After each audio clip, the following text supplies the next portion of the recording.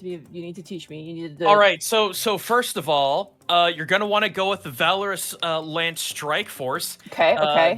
They're the only things that have a rotate ion shield because you're going to want that 4-up invuln. There are 2 good stratagems for shooting, 2 for melee, and it sounds like you're going to have an army that has both of those. There's also a funny movement one where if they get in a certain distance of you, you just get to move back d6 inches, which that's going to be very frustrating if you're going to be fighting someone like a coronate player or something like that, and that's going to be your absolute bane.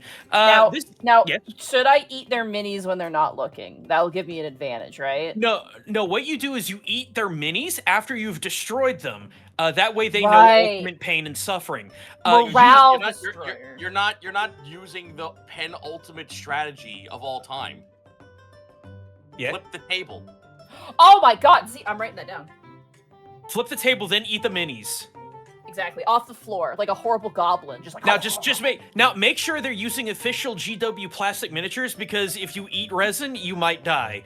I already understand that you have oral poison you have to deal with on the regular anyway. Yeah. So. By the way, follow up on the poison mouthwash. I have to keep taking it. I went back to the dentist today, and he still has 3 question marks. So the planning is to replace a filling where the pain is coming from, and he's like, in the meantime. Take the poison mouthwash until you get this filling done, and we'll see if that fixes the problem, because it is helping. Man. But I have another bottle I have to go get, and I have a half a bottle I need to finish. So. Yeah. Gaijin, I want you to know that I thought that train of conversation was going to go, make sure you don't eat the resin, I should know. And then it just stops. No, because if that was the case, I'd be dead. But you're a survivor. I've had to deal with you had to deal with that and came out on the other side stronger and more powerful.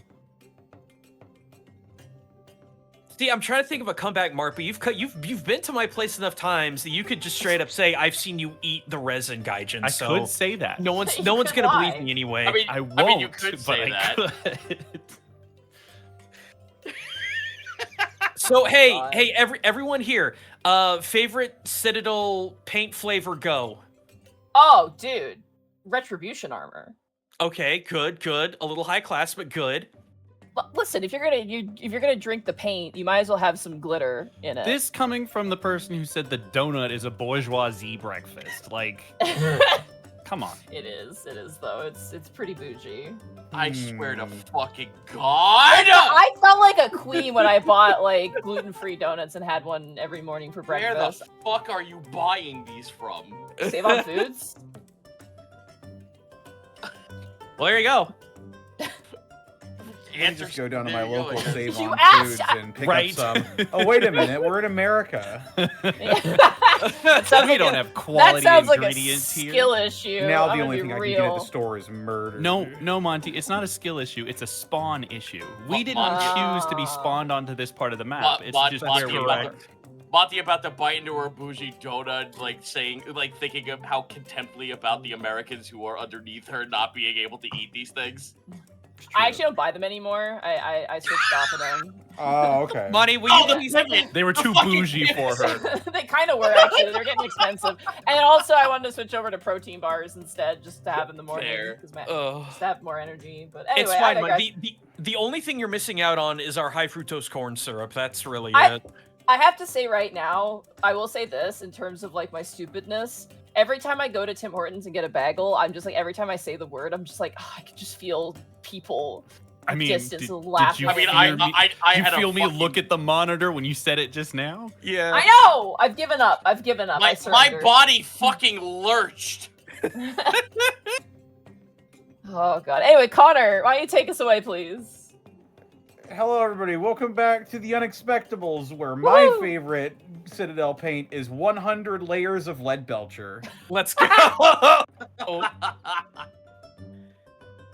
Let's go around the horn and introduce our players, starting with Gaijin Goomba. Hey everyone, Gaijin Goomba's here, and my favorite delicious paint of Citadel to eat is Agrex's Earthshade. Because I put that on everything. You can find me over twitch.tv/GaijinGoomba, no H, haha, funny Connor, every Monday, Saturday, and Sunday. Monday, I'm going to be joined by good old Montelus Glue over here, as well as Level 1 Eevee, as I watch both of them go through the entirety of Space Marine 2. I've never been a big Space Marines fan, but I'm here for my friends, and I'm here because the gameplay is really, really good. I do like Captain Titty, not as much as GW wants me to, but I do like Captain Titty and his ragtag bunch of, I'm gonna be quiet because I almost said a spoiler. So anyway, yeah, no spoilers, by the way. If you spoil anything on any of our streams, we will kill you. And not in Minecraft. We'll find a way. Whoa, whoa, whoa! No, it's fine. Don't worry about it. In Roblox. Sure. But anyway, Saturday, Sunday, I've got a lot of things to paint.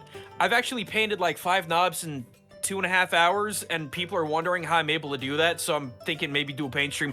I still need to do a subathon at some point. I've streamed for like 9 years, and I've never ever done one, and I need to, and I found the perfect game. It's Leon Kennedy quits his job fighting zombies to become an internet installation guy who fights zombies. I'm not even kidding. That's gonna happen at some point. Dude, as I might stream Far Far West again because that game is super freaking fun. It's basically really good. It's basically Deep Rock Galactic, except there's no digging. And that sounds like the whole game, but you'd be surprised. It's basically cowboy robots using magic fight the undead. And when I say undead, I'm saying you fight an entire saloon building that is possessed by the undead. You fight a building and it flies. Yeah, there's a lot of goofy FPS games in my backlog to stream out, but I got a lot going on. Oh God, sorry. New cultural analysis video going up on the main channel Saturday. Monty, this is for you.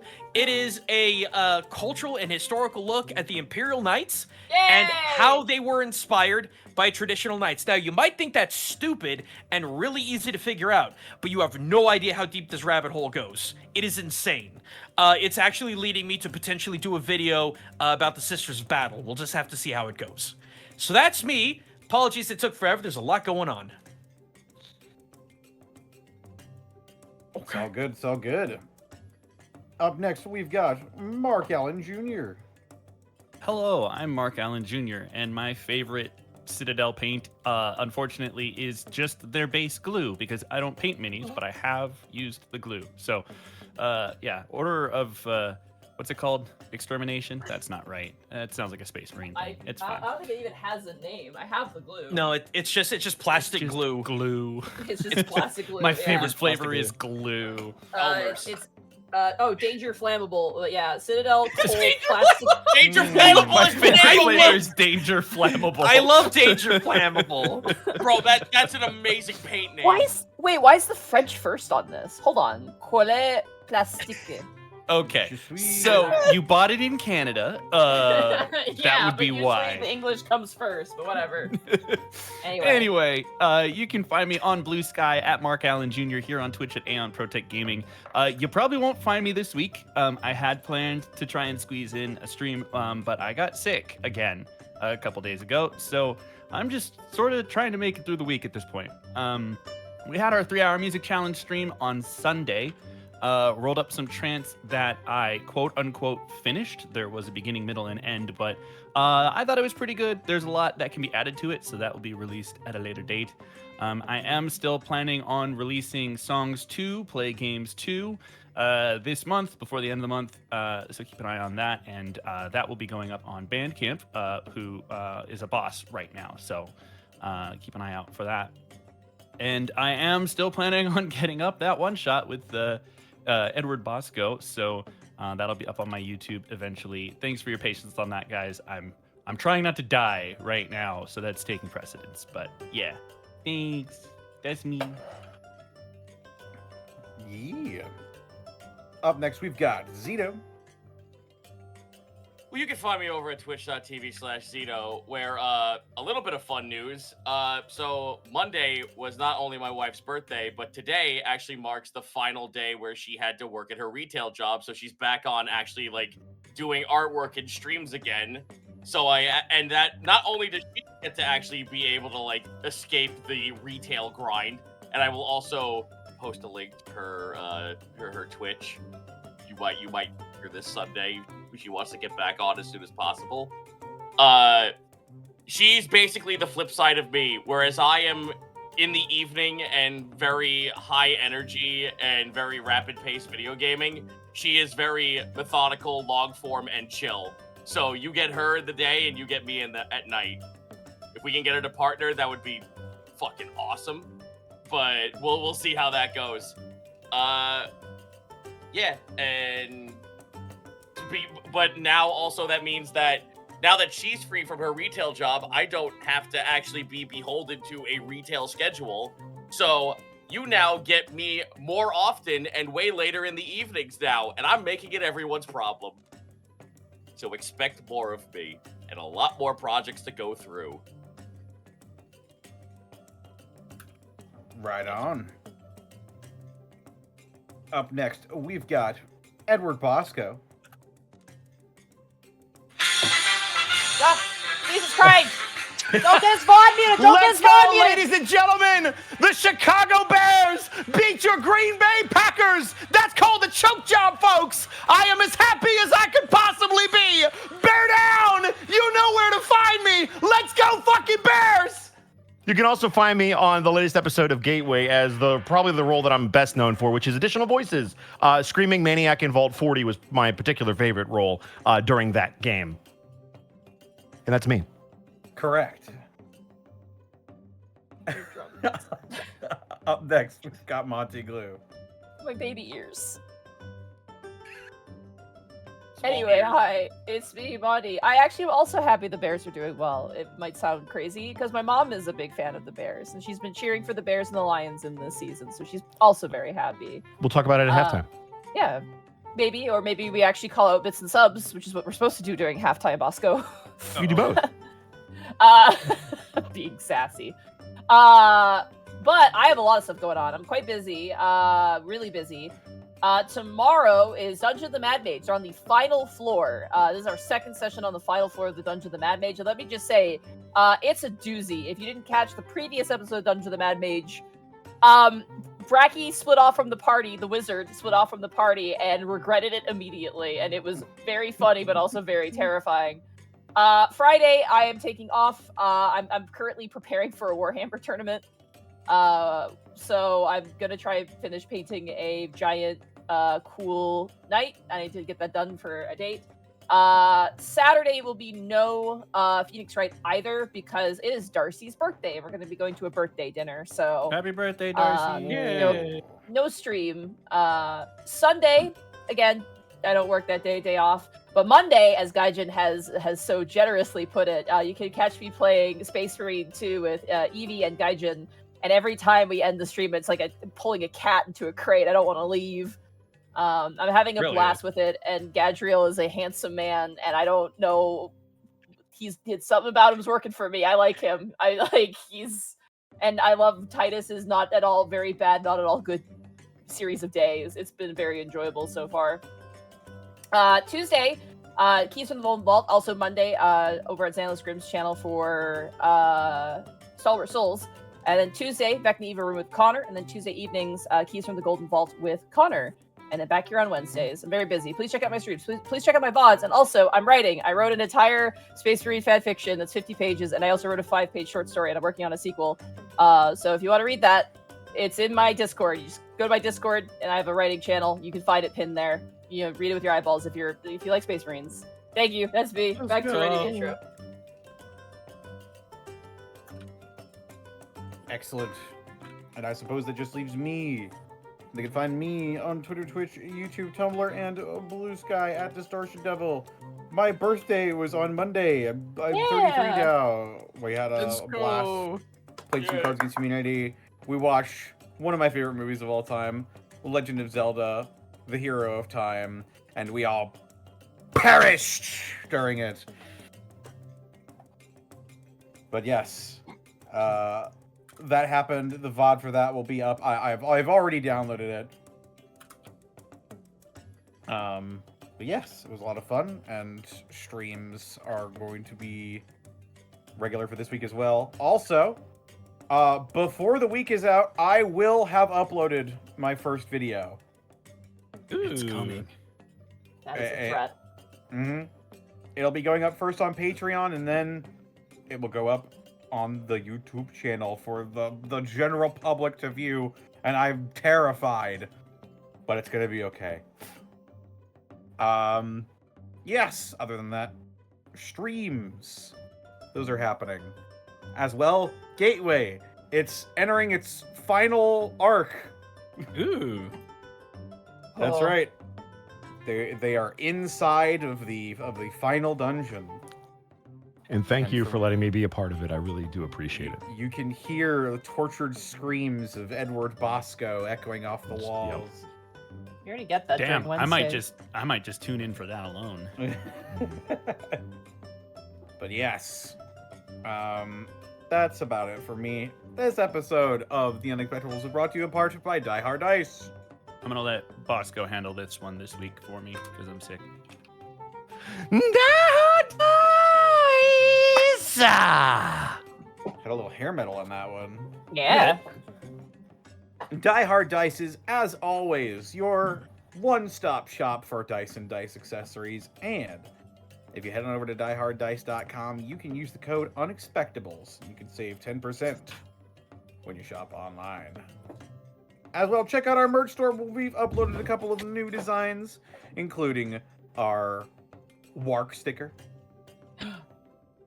which also can be a mug. We've got Praise Oriara. And we've got the Lie Down Club. That's right. Now you can be an official member of the Lie Down Club with the Lie Down Club design. There's one more. It is currently not available because we're adjusting some stuff with it, but the Prince Division badge will be available again soon. Yeah. Let's go. We also couldn't do this week in, week out without bits and subs from viewers like you. Yeah, like you. Sean. Let's see. Let's see. Here we go. Glass Knight 13, thank you for the 27 months. Gray Sky Gamer, thank you for the 25 months of Prime. Lunatic Crow, thank you for the 70 months at Tier 2. Dragon Alchemist, thank you for the 68 months. Mr. Nani, thank you for the 66 months. Mr. Snacks, thank you for the 66 months. Master Steve, thank you for the 19 months. Faye Raven, thank you for the 70 months. Kale Ward, thank you for the 42 months. Callum Draws, thank you for the 68 months of Prime. The Crazed Derp one, Crazed the Derp one, thank you for the 35 months of Prime. Dice Ruler, thank you for the 100 bits. Good luck, guys. Merrick Cat, thank you for the 61 months of Prime. Warfay, thank you for the 69 Nice. months. Bible Accurate Kobold, thank you for the 70 months. Buttons 23, thank you for gifting a tier 1 sub to Nightmare J18. Kill Hall, thank you for the 8 months. Pseudonymic Fake Name, thank you for the 60 months of Prime. Never Was a Good Gamer, thank you for the 42 months. Geo Emperor, thank you for the 55 months. Edward Bosco, thank you for the 67 months. Read the message. Dante, bears down. Bear down. Let's go! There you go. Not Dante 42, thank you for the 69 months. Nice. Lestel Korea, thank you for the 10 bits. Discotheque Priest, thank you for the 350 bits. Funkmaster Grunty, thank you for the 100 bits. Harmless NPC, thank you for the 70 months. Glycerius, thank you for the 70 months. Masamune84, thank you for the 60 months. Mad Tom K, thank you for the 46 months. Not Dante 42, thank you for the 69 nice bits. Kitty Cat Gundam, thank you for the 6 bits. The Vice Mage, thank you for the 100 bits. Welsh 93, thank you for the 70 months. The Silver Ceres, thank you for the 100 bits. Grimmum17, thank you for the 25 months. Raven Rush, thank you for the 500 bits. Messenger of Chaos, thank you for the 49 months at tier 2. Mikan Pachi, thank you for the 45 months. Aurelius, thank you for the 50 months. Blackfoot Ferret, thank you for the 70 months. Overlord Cornut, thank you for the 69 Nice. months. Messenger of Chaos, thank you for gifting 10 subs to the community. Null and Void, thank you for the 35 months. Majin Goku, thank you for the 100 bits. Die Hard to Digest Dice, thank you for the 100 bits. Damn it. Zanwin, thank you for the 100 bits. Aegis Scythe, thank you for the year of subbing with Prime. Ellie Kit, thank you for the 49 months. Ben Wolf Zero, thank you for the 34 months. Dr. Quacktopus, thank you for the 43 months of Prime. And Morthrandor, thank you for gifting 20 subs to the community. No. Also, Connor, you forgot one. Did I? You forgot mine. Where? Dang. You shouted out Edward Bosco, and I subbed before him, and you ignored me. Oh shit. Oh shit. Dang. Fight. Where? And mine didn't even have a message about football. Where? Speaking of football, I man, don't let me see tell you. God damn it! It God would've damn been all the way at the top. it! It's like saying the name Candlejack. Oh no.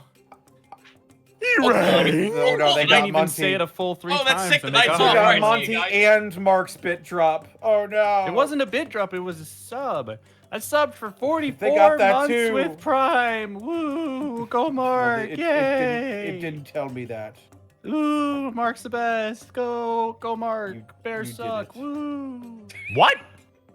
Go Steelers. I'm back. They just got knocked out, actually. Damn. Go Typical home, Steelers. Steelers. I mean, seeing as how they haven't won a playoff game in a very long time, yes, typical Steelers. God damn. All right. Anyway, is that everybody, Connor? Yes. All right. Well, with that, let us dive back into the Unexpectables, shall we?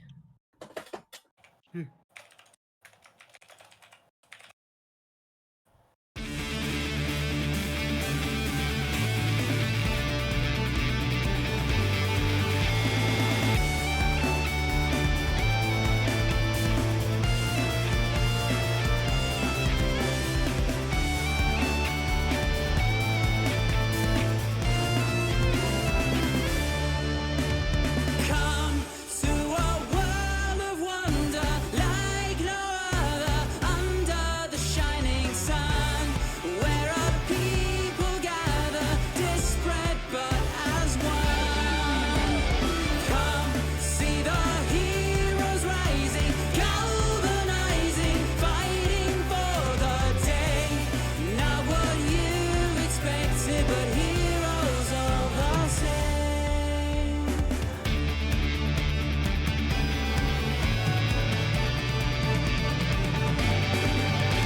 Sound out the trumpets, rain down the lights, as magic and mystery and wonder take flight. A world full of danger, always nearby. Been after they have arrived. With song, axe, and arrow, and a bright brand new age, will rise up to battle and challenge the fates. Vanquishing evil, saving the day, an unexpectable journey awaits.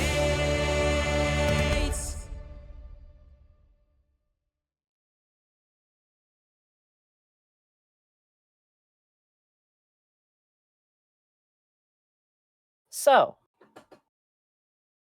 when last we left our heroes, Gaius, the satyr fighter, Iscan, the lizardfolk druid, Kai, the human wizard, Milo, the Azamar cleric, and Otho, the shifter rogue, the party has at last escaped the horrific and terrifying Mind Vault, a wretched hide of dark experiments and horrid abominations.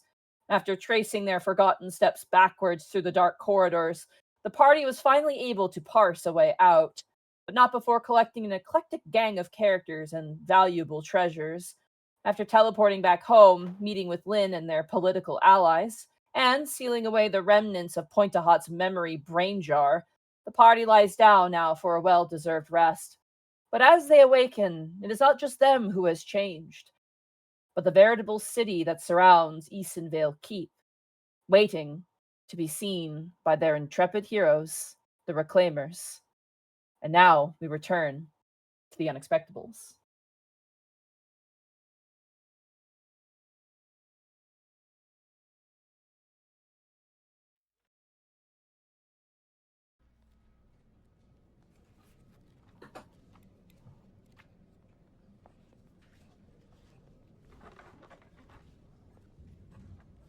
Now, Monty, So- are you absolutely positive this is not the one with the baby? Yes, Okay, just making sure. this is Medieval Library. I know this one. Okay. Have There's to be no certain. babies in the library. Just a baby just erupts into screaming. We need a voice button that plays the baby like negative 10 dB in the background. That person exists. His name is Zoran the Bear or Zoran the Wizard.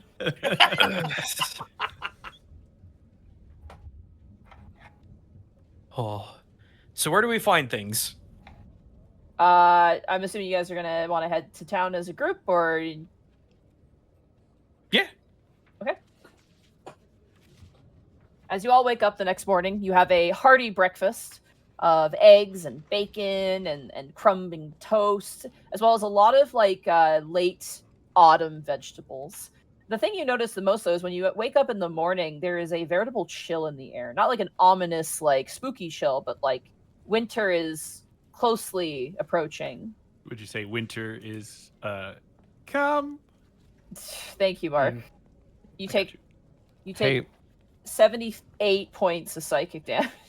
Damn. he's dead. I'm dead. Hey, Monty, I have a question. I can't Yeah. hear anything. Is it just me? You can't hear it's anything. very low. Yeah, No, I no, can't hear no, the quiet. music It's a very very much. quiet ambiance. The- Okay. Oh, gotcha. Bosco, there have been a couple of sessions where it just would not work for me, so Okay. you're not alone on that. All right. Well, then I will put something on. I can Yeah, confirm it it is playing. It's just It is very playing. It's just quiet. very quiet, yeah. But yes, you guys have a It's a very nice library, after breakfast. Served to you by Marjorie. Enjoy breakfast with some of the guards as well, Ogre and Gherkin, as well as Mimsy and Take, who seem to be pretty frequently, eating food. Hendrik comes in and just takes a black coffee and leaves. One and black coffee. One black coffee and leaves. I mean, what's wrong with that? It's just the way he is. It's a joke. Actually, Zito, you saying that makes me trust him even less. But you guys eventually Wow, gather okay. yourselves. Is there anything you guys would like to do at the castle before you head out to town for the day? I would like to try and find a couple representatives that could go find the items that I have in question, as well as sell the items that I have in question. You're probably better to go into town and find that yourself. Your guards Okay, I are wasn't meant sure. to guard the castle, so they are not going to probably not be the experts at a shopping list. I remember there was a time you had mentioned that it would be easiest to get stuff if we went through some of the people who were at the castle to do that yeah. on our behalf. So okay, no, I'm following your lead. I'm sorry. I just saw Milo walk up to Mimsy and put a little Amazon worker hat on her head. No, I wouldn't put her through that. Collect my parcels for me. Oh my god.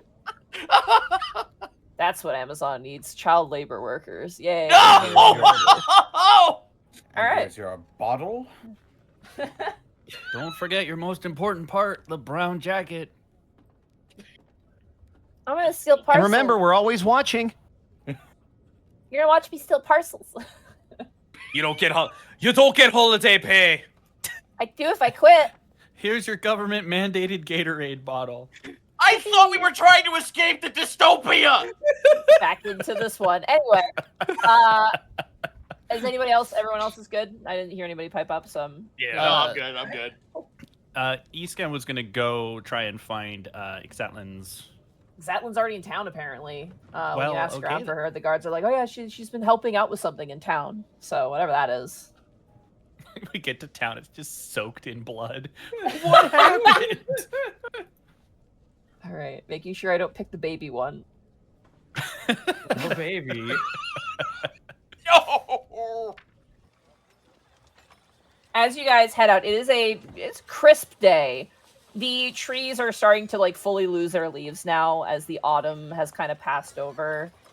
You can see now chimney stacks in the actual town itself, and what kind of catches your eye is that there's more chimney stacks that are burning. Not like on fire, but like there's clearly a fire inside of the home. You also can just see at a distance as you kind of make your way out that there is a lot more bodies moving about down in the town now. As you continue walking, you see Glean and Goyle and no Empty. Empty has been replaced by Yvonne, actually. She's lying down with her gray render, just looking up at the sky with the other two, seemingly joining the lie down club right now. That is so appropriate. Yeah. Everyone said it would be Sugi, but no, she's like, I could use a lie down, I think.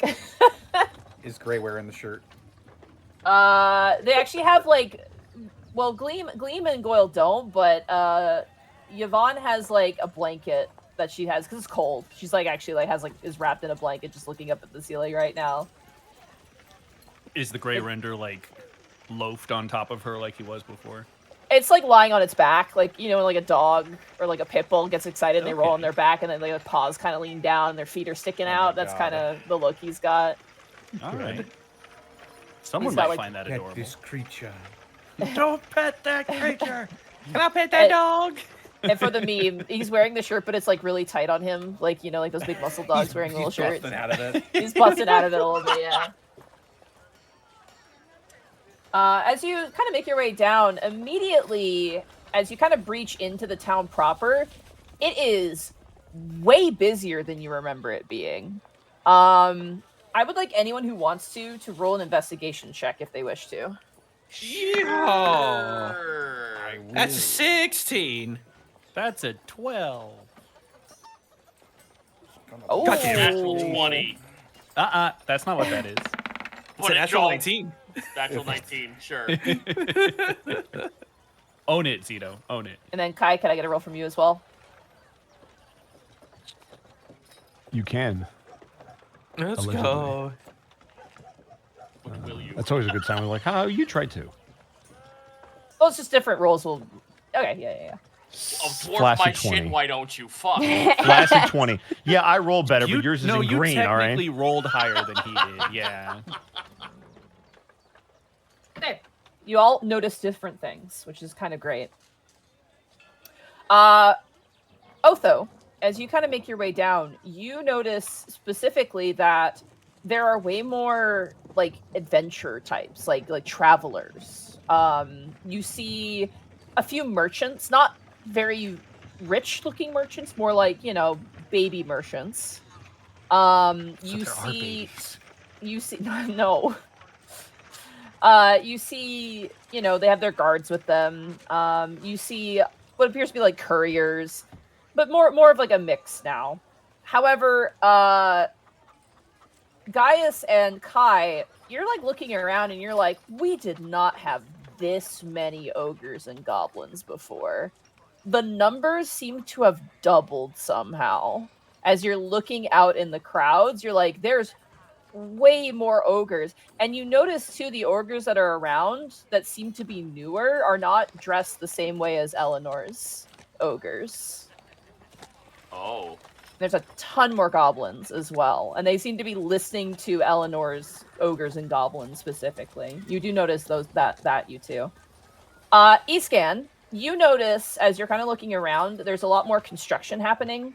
Notably, you see the very obvious signs of a temple to Oriara being constructed by a team of appears to be constructs.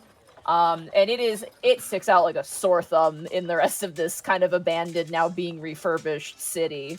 There's just a board cube in the middle of town square. Slowly spinning. It sticks out because it's ridiculously opulent. Like, Oh. imagine building a Singapore, like one of those fancy Singapore buildings in the middle of like an old German town.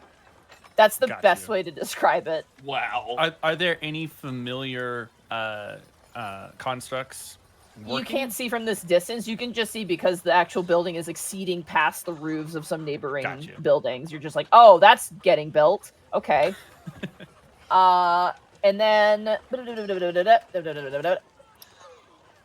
Milo. Yeah. Huh?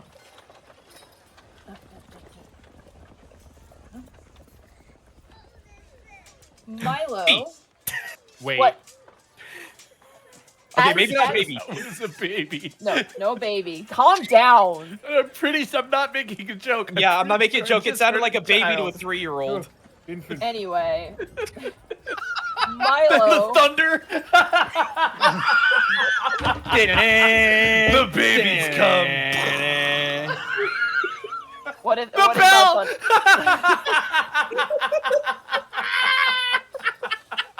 Sorry. This is like SpongeBob and Patrick laughing in the boating class. 25. 124. 25.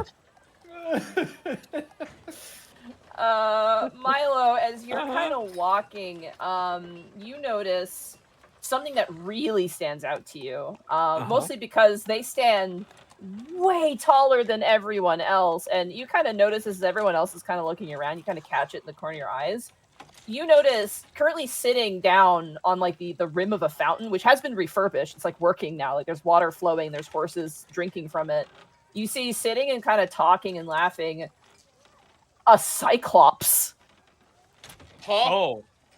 They're wearing like leathers. Like they don't like they're wearing like gear. Like you know, like proper tailored like adventurers gear.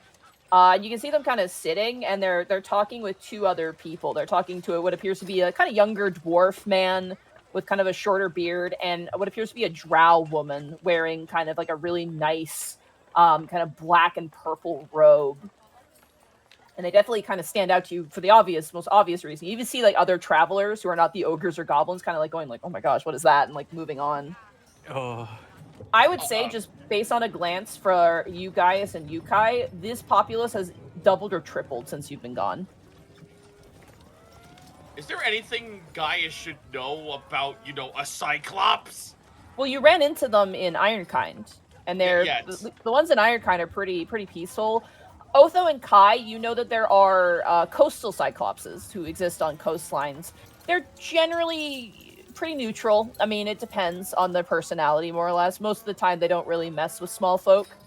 But occasionally, if they're desperate, they may attack small folk. It's kind of a 50-50 shot of what their attitude is going to be. Most of the time, they're indifferent. But seeing one so far from others, or just not alone, is very odd.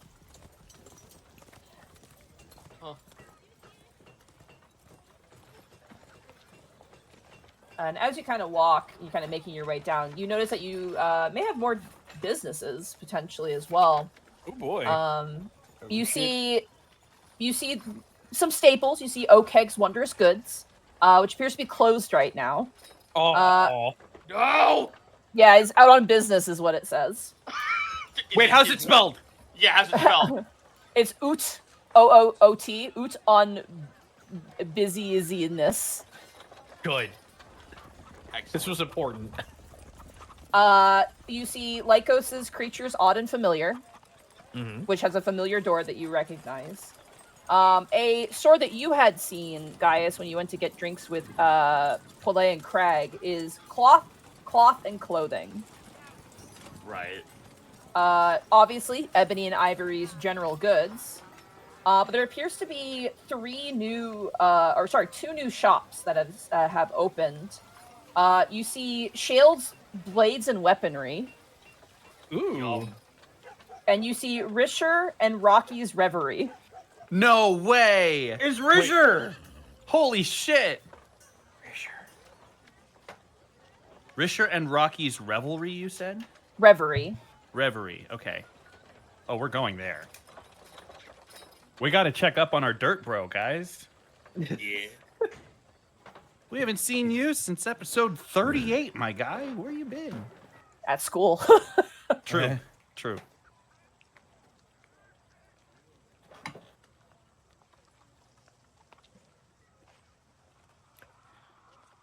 Well, guys, do you want to go first?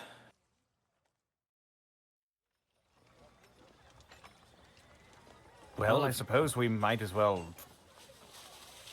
see one of the new attractions we have on offer. Wait a minute. Risher. Yes, I believe the sorcerer we escorted on the caravan in Motorola. What are they doing here? We must have left an impression on them. Either that or it's chance.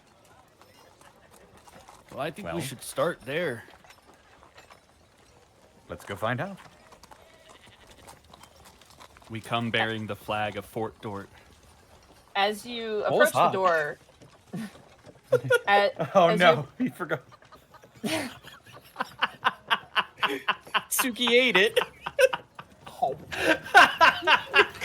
You got it back after you slept, you bastard. I was I? not ready for that.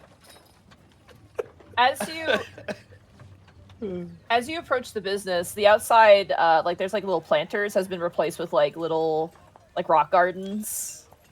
And the sign that hangs above is brand new, and it has the image of like a smiling, like a really cute smiling earth elemental with like the name on top and bottom. And as you approach, you kind of hear a voice from the inside going, "Yep, no, that's good, move it there," and excellent. And as you kind of push open the door, a bunch of like rocky wind chimes, kind of not really wind chimes, but like the sounds of like kind of crystals hitting each other, kind of plays out in the space. And let me grab. Inside of this shop, you see a series of probably repurposed glass cases, probably from various other shops inside of this town that have just been moved into this space. You see all sorts of shelves filled with gemstones, items made out of crystal or made out of earth or clay or what have you. Every sort of earthen good here. You see in the back there's like potter's supplies. You see, gem cutter supplies. You see all sorts of things. You can also tell that goblins have been coming in and out of here. There's like stacks of crates and boxes of just materials. And you can tell just from the crates, probably from different houses as well, just moved to this space. However, as you step in through the door and as the chime goes off, you notice a bunch of little rock guys. They're like little spindly little rock men who almost like hermit crabs. The best way I could describe them, imagine like a spindly little guy with like Vivi from like Final Fantasy IX eyes, like these little glowing motes of eyes. And on their backs and shoulders and heads, they have like a big giant rock over them. And they're like maybe the size of like your fists. The moment you step into the shop, there's about 20 of them in the space who are like moving around supplies and material. The moment you walk in, all of them immediately jolt and suck themselves into their little rocks and then clatter to the ground, all in fear. And Richard kind of turns and is like, "What? Oh my gosh! Oh my goodness! Oh!" He walks up to you and whoever's first, he wants to give him a hug. He wants a hug. I vote Otho. Sure. Oh, hello. Pleasure to see you all. Intrepid adventurers, the Reclaimers, I heard you're called now. Yes. I guess we've gotten around. Word's starting to spread in Maralo. People are starting to know who you are. Well, speaking of, what brings you here? Change in direction, I guess. Can I insight that? Go for it, yeah. As you insight him, you notice that Rocky, his earth elemental buddy who was following him when you were traveling down south of Maralo, is currently like gently stalking like these like nice crystals just like gently onto a shelf, just like with these giant like rock fingers. Amazing. It's a 23 insight. 23. He doesn't seem... Let me just say this. He doesn't seem ashamed. He does look a little embarrassed because he's like, "What are you doing here?" He's like, change of direction. He's not ashamed of that fact, but he's just like, there's a little, you get the sense with such a high insight that there's a little bit of guilt, like, oh, you helped me get all the way down to Marderall, and now here I am, I'm up here instead now. You know, hopefully he doesn't want to impart to you that, oh, what you did for me was a waste, like getting me down there. But yeah. Kind of getting a sense of that, Iskan will avoid the topic and instead say, well, I mean, we're happy to see you here.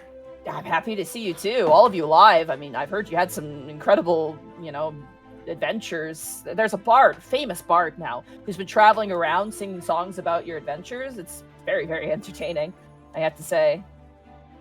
Oh, About our adventures. Yeah, Who is this bard? they're one of the new folk from the stars. Ah, that must be Kier.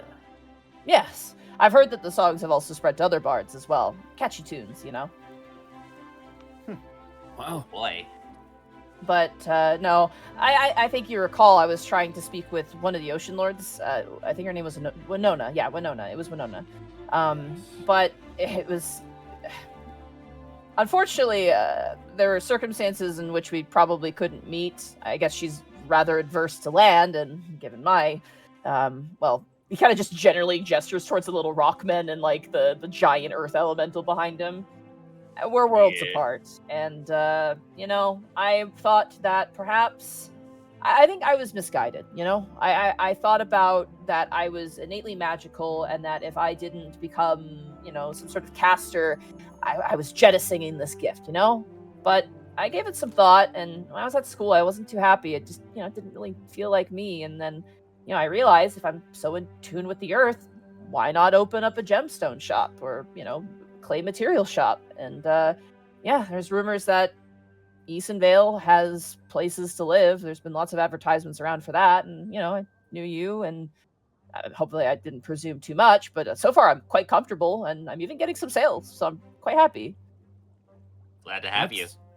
Yeah, that's really good. I don't think any of our other patrons had really thought about any kind of gem service, so...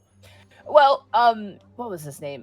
Arbane, the Leonin fellow. He's been spearheading, I guess, advertisement. He's you know, inviting tradesmen up here. A free store is not bad. It's just, you know, customers is always a thing. But it seems like place is getting a bit more busy, which is good. And even then, I could probably survive, even if, you know, the store isn't doing too bad or too well. I mean, I still have half of my school funds, so I can survive off that for a time at least. Save off starving. The way things are heading, the population here is only going to go up from here. True. I'm trying to carry more spell components because a lot of adventurers seem to be coming through here, specifically at least. Milo will actually raise a finger at that. I'm actually looking for some of that. Oh, absolutely. I should have a ledger. And he kind of like walks behind the counter and starts like shifting stuff around. It's clearly like just moved into an apartment. Half of everything is unpacked. The other half still needs to be unpacked, sort of energy. But he does pull out a book and he kind of folds it open and he goes, what are you looking for? Oh, let's see. I'm looking for diamonds. Oh, I got plenty of diamonds.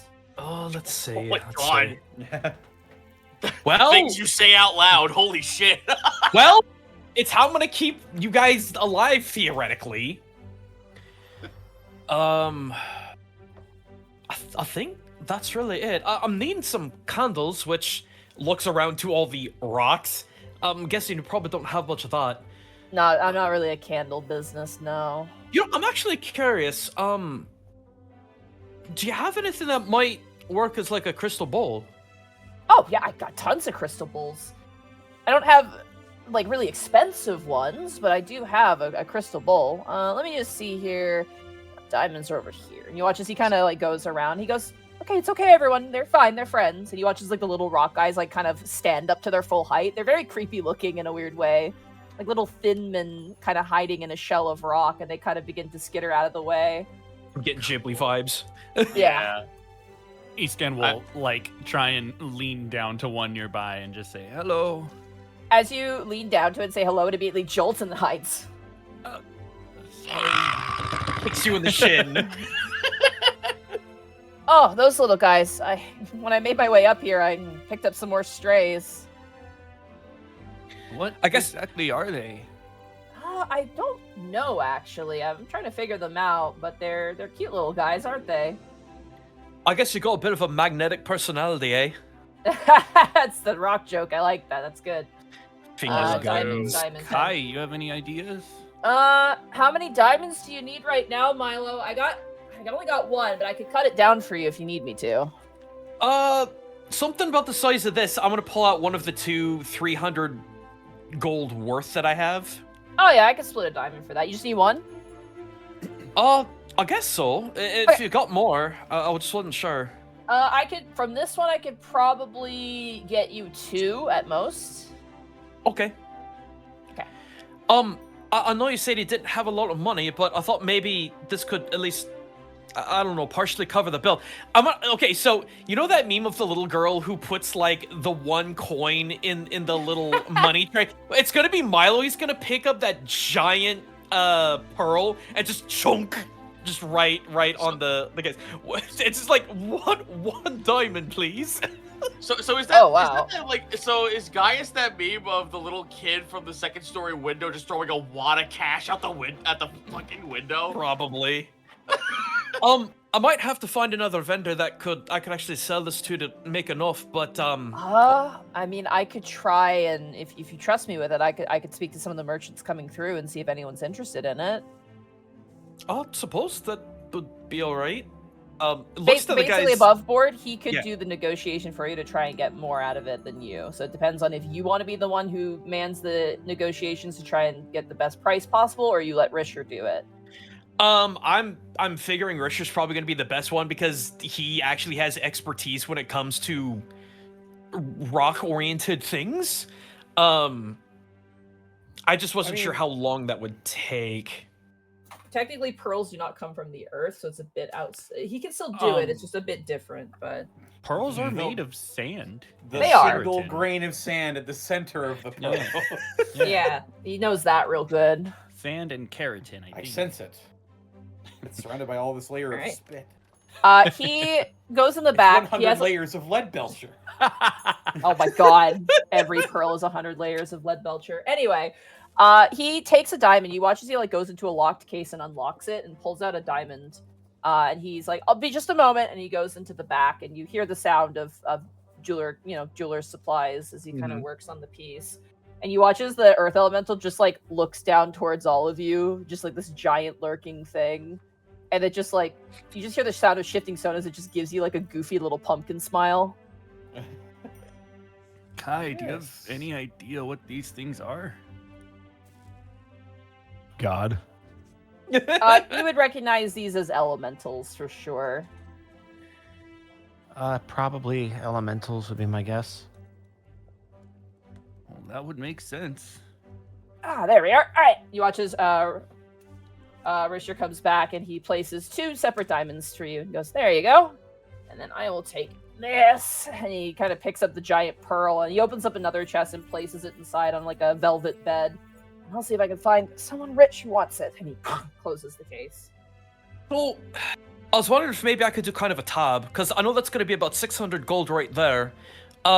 If you could take that and possibly either like a crystal bowl or a bowl or something like that, just for scrying purposes.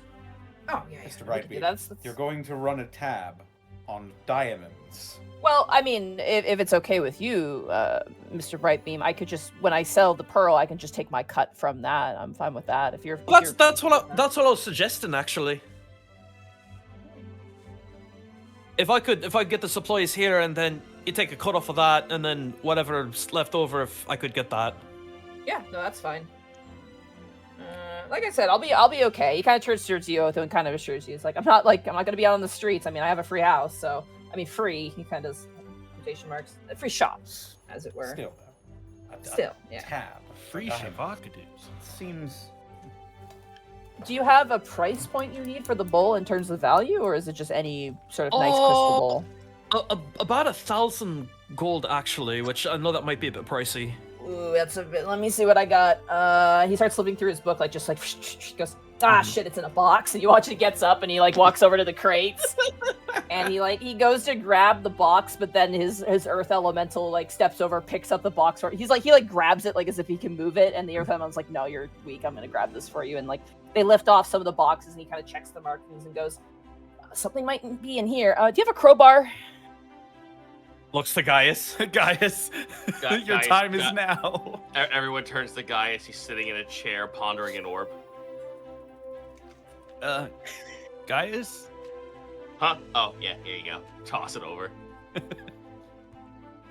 you'd be so kind. Risher kind of gestures towards the crate. Oh, sure. Stands up. I guess athletics check. Yeah, go for it. Still in robes. Wrench the whole fucking thing. Yeah, the whole building comes in half. I tilt the whole building like 30 degrees on its side. Oh, not with a 10. Oh. Nope, 10 is exactly what you need. It's a fucking crate.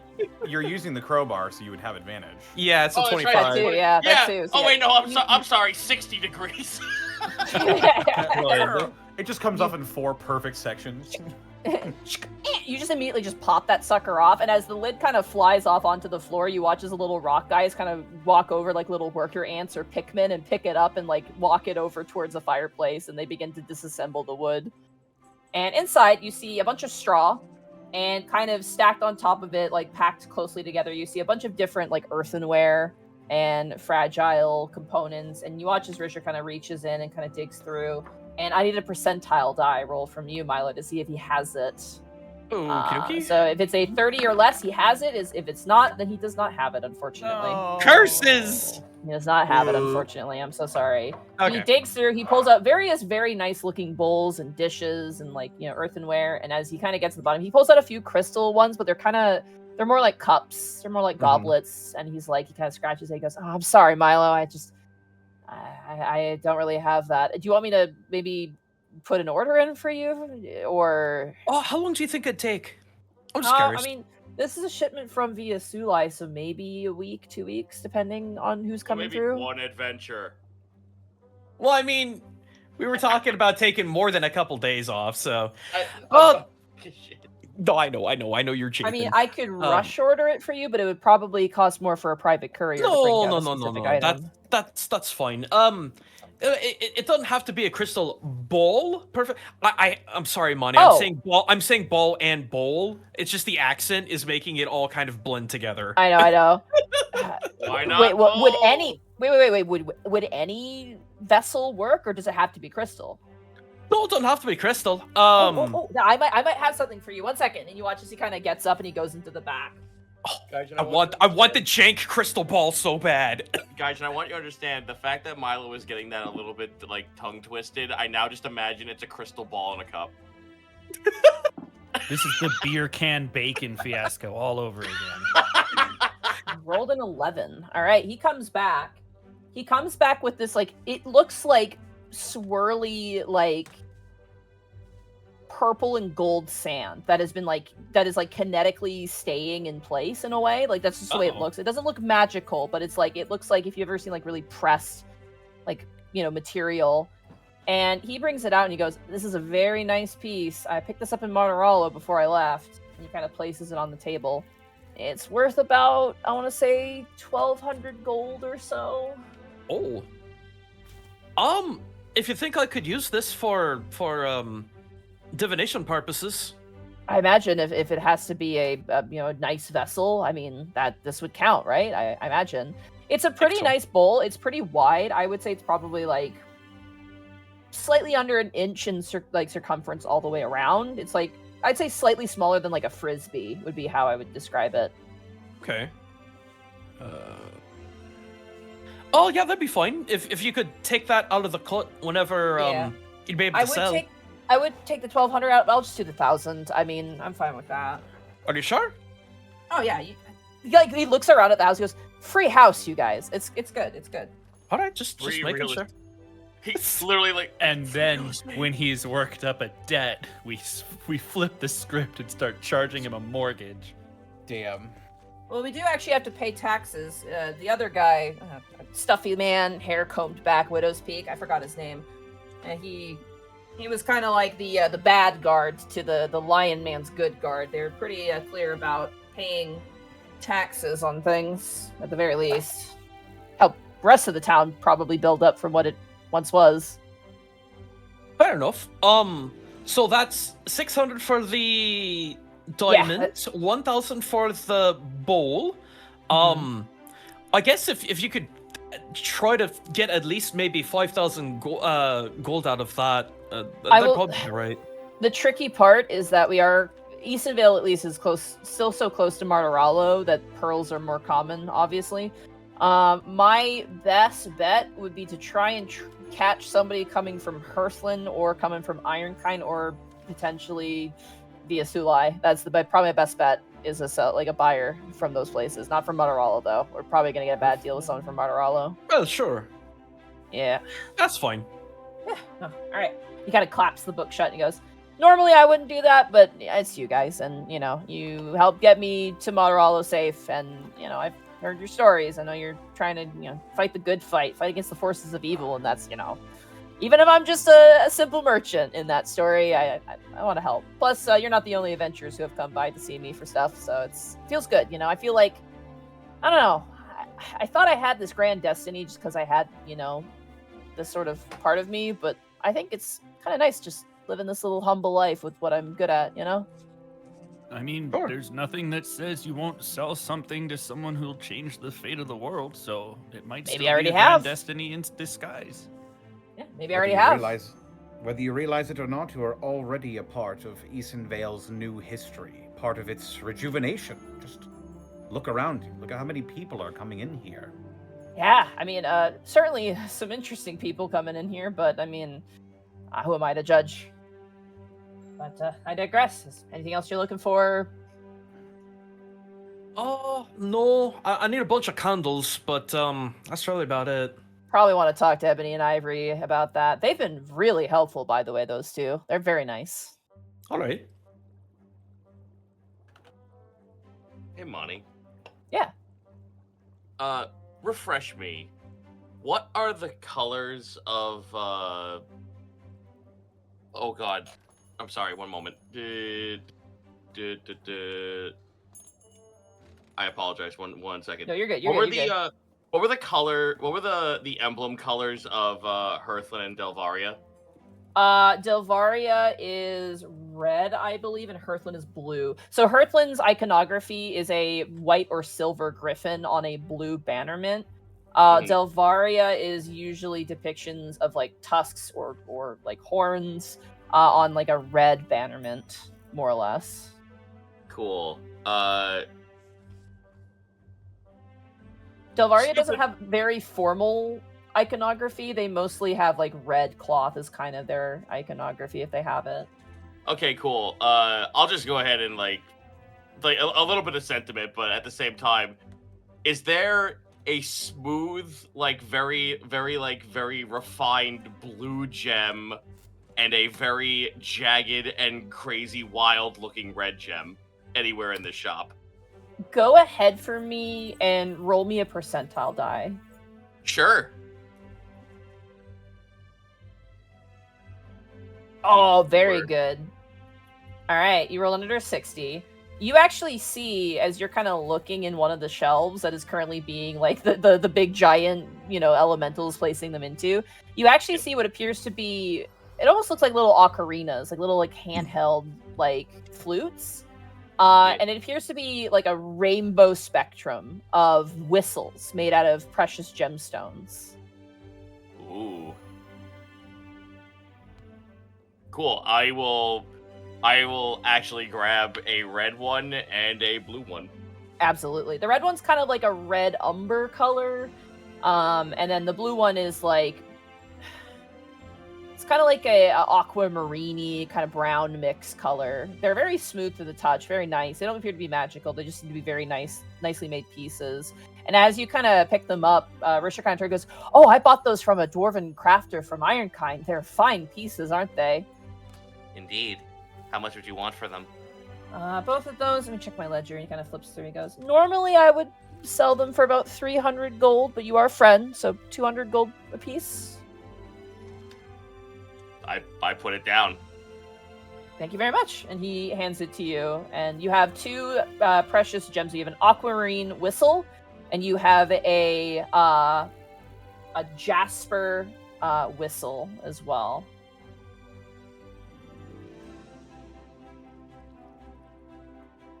Jasper whistle.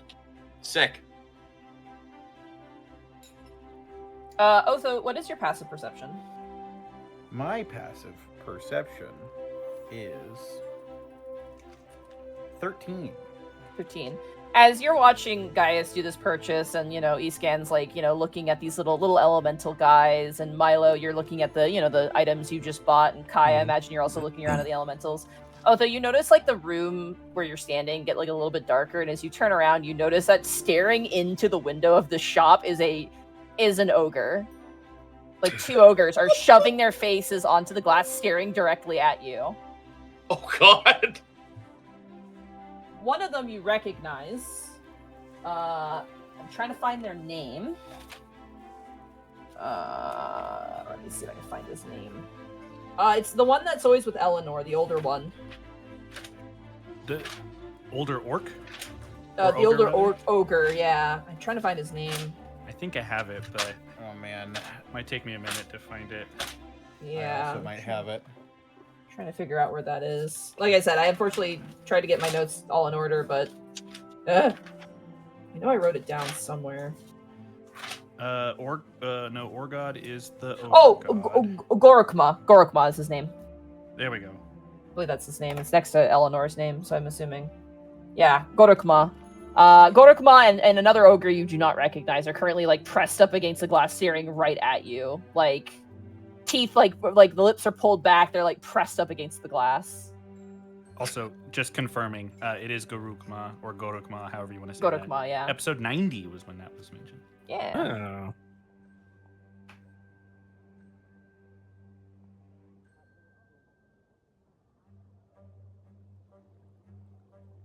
Anybody else got anything need to Nah, do? I'm good. That was all. I'm That was just all I happy to be wanted. As you all turn around, you then see the 2 ogres staring in through the glass, and Richard kind of goes, "Oh, that's Gorokma. I hope I haven't done something to upset them, but they don't seem to be looking at me. Do they come around often? They give me gemstones. Sometimes they just give me rocks that are a bit more shinier in the river, and I have to kind of check them. But I've made a nice garden out of that. Most of the time, they check in and make sure that things are running smoothly, as they put it. I guess their mistress is keen on making sure this place is running efficiently, which is quite nice, honestly.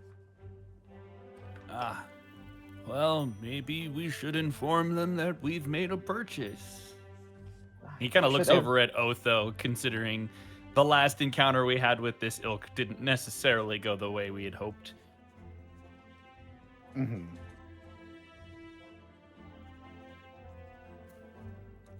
Okay. You guys head outside. I guess so. Yeah. As It you was kind great to of, see you, Risher. it's great to see you as well. I hope I'm not imposing by being here, but I genuinely think I think it's a good thing for me, you know? Not We're at all. fine. He kind of We're looks happy to towards have you, you. Kai, and goes, I'm sure you'll be a greater wizard in both of our steads. Yeah. Oh no. All right, as you step outside, the moment you step outside, Otho, what do you do? Because their eyes are on you when you step outside. He's just gonna sort of stand ahead of the group and just put his hands behind his back and look up. Gorokma? Fancy pants. It's me, evidently. He kind of points towards. You realize now it's not just him and this other ogre. There's actually like 2 other ogres next to him as well. And he like turns and goes, "Huddle, boys!" And they gotta all get into like this big huddle. Are they Otho looks speaking over his shoulder. quietly? Perception. Roll perception checks. DC's very low. They're was like gonna whisper say. yelling. 15. So what do we do now? 14, apparently. Dang. It's just you I 2 will. want to roll. I guess I This could as jump well. 6. Oh. 13. So I'm 4XL for my jacket.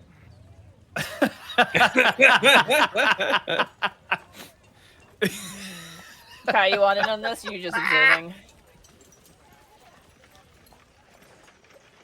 Yeah, he's just. I don't think he's really interested. Yeah, he knows yeah, this is Otho's bag. Otho, you kind of blink a couple times. They clearly are looking at you, and then they immediately go into this huddle. Gaius, Escan, and Milo, you very clearly hear them muttering to each other, and one of them goes, "We just need the fancy one, right?" It's just like, I mean, we could bring all of them, really. He's like, no, just the fancy one. It's gotta be under the table. That's where the floor is. I know that's where the floor is, but no, it's like a figure.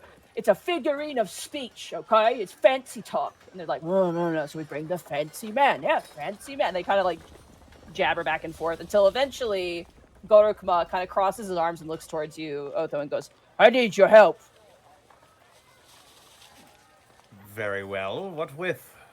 He really thinks hard about it. Otho looks over his shoulder briefly at the rest of the guys. Like, are these guys serious? Shrug. We need your help in avoiding an international incident. I think I see. He looks back at the rest of the group. He again. grabs you, Otho, and pulls you in, kind of close, and Whoa, brings up hey. a hand. Eleanor can't know about it. Oh. Otho's expression goes from wary to really confused. You're plotting something against your ogre wife's back, then? Never. And all of the ogres immediately wave their hands, and one just starts crying, like, no!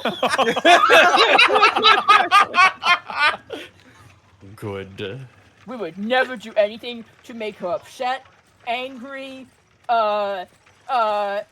discontented, upset, Right. So, Discombobulated. what is it precisely that you discombobulated. What is it exactly that you need from me? It's a secret. We can't tell you. We have to show you. God damn it! All right, then I guess Otho looks we back should to the rest of all- the group like I guess we should all check it out. he looks back to the ogres like, is that what's happening? Hello, people shine. I don't know if I want to people shine. They kind of mutter to each other, like, I mean, I can fit in the room. We should be fine. It's kind of like. This is like that scenario where someone wants to commission you, but they don't tell you all the information because they want to keep it secret, and it's like, bro, I need to fucking know what it is! Okay, but the guy looks towards all of you. Get in that alleyway right now, everyone. Shoot! What? Alright, we're going! You guys All walk right, into come an along, everyone. alleyway. I am immediately alert though, just to make sure we're not about to get jumped. can take as him. you guys shuffle into an alleyway, there's like a lone goblin sweeping up the alleyway. Like, ah! And he kind of looks up, and the ogre just grabs him by the scruff and just kind of, throws him out like a alleyway. football. Oh my god! He does like an underhand toss, like he just tosses him out of the alleyway. You know, goblin Softball. tossing. It's good Come on, fun. game. That's They don't toss hurt the him. goblin. They just chuck him out, and then immediately they go, okay, we're gonna take you to a secret place, okay? All You right. can't tell Eleanor, you can't tell nobody. It is an All right. ogre promise. Very well. Insight. I Yeah, go mean, for it. You took my line, I'll kill you. I got an advantage in it. Fuck you. Fine, I'm a roll too. oh my god. Shriveling! Milo and Escan, as these ogres kind of look down at you, like they're ogres, but there is an air of seriousness to this. They're like very much like Eleanor cannot know, and it's not like oh we're planning a surprise party. Something about this is like she can't know, like she absolutely cannot know about this. Ominous. Yeah, it's a little bit more ominous than you thought. Milo is gonna hold his tiny hand up to them and extend a pinky. All right, pinky promise. Oh gosh, you're so small. I'm just gonna go for the wrist. His whole a fucking pinky pinky? wraps around your They're waist. huge. Gorgma in particular, the he's size a of big Milo. boy. I just wanted the imagery. I'm sorry. No, you're good. He gives you a pinky promise, and then he looks towards the rest of you. You will swear on it, as your honor as an ogre, whatever you are. On He's my gonna honor roll. is whatever I am, I swear I will not tell a soul. Roll a persuasion check. Alrighty. It's whatever I am. It's I want to roll deception. That's an 18. He kind of nods, and then one of the ogre goes is just like, I mean, even if he tells Eleanor, it's not like she'll believe him. He's a fancy man. And they just kind of all nod, like, kind of nod in agreement. Don't worry. We can tell how serious you all are about this. We won't tell her. Damn All right. We have to be stealthy. I can't wait for one of them to start singing the stealth theme song. You watch as one of the ogres pulls out barrels from the alleyway. Get in. No! No, I don't like that. I've Not seen Milo this in a jump movie in. before. We're gonna push them down a river. No, Mile will jump in. It's fine. Yeah, How? They put you in a small barrel. How well made are these barrels? Yeah, they're Eenvil barrels. They've just been sitting in the alleyway, probably emptied out of their contents. A little dusty, but that's about it. This is so scary, but This is so dumb. Scan will get inside a barrel.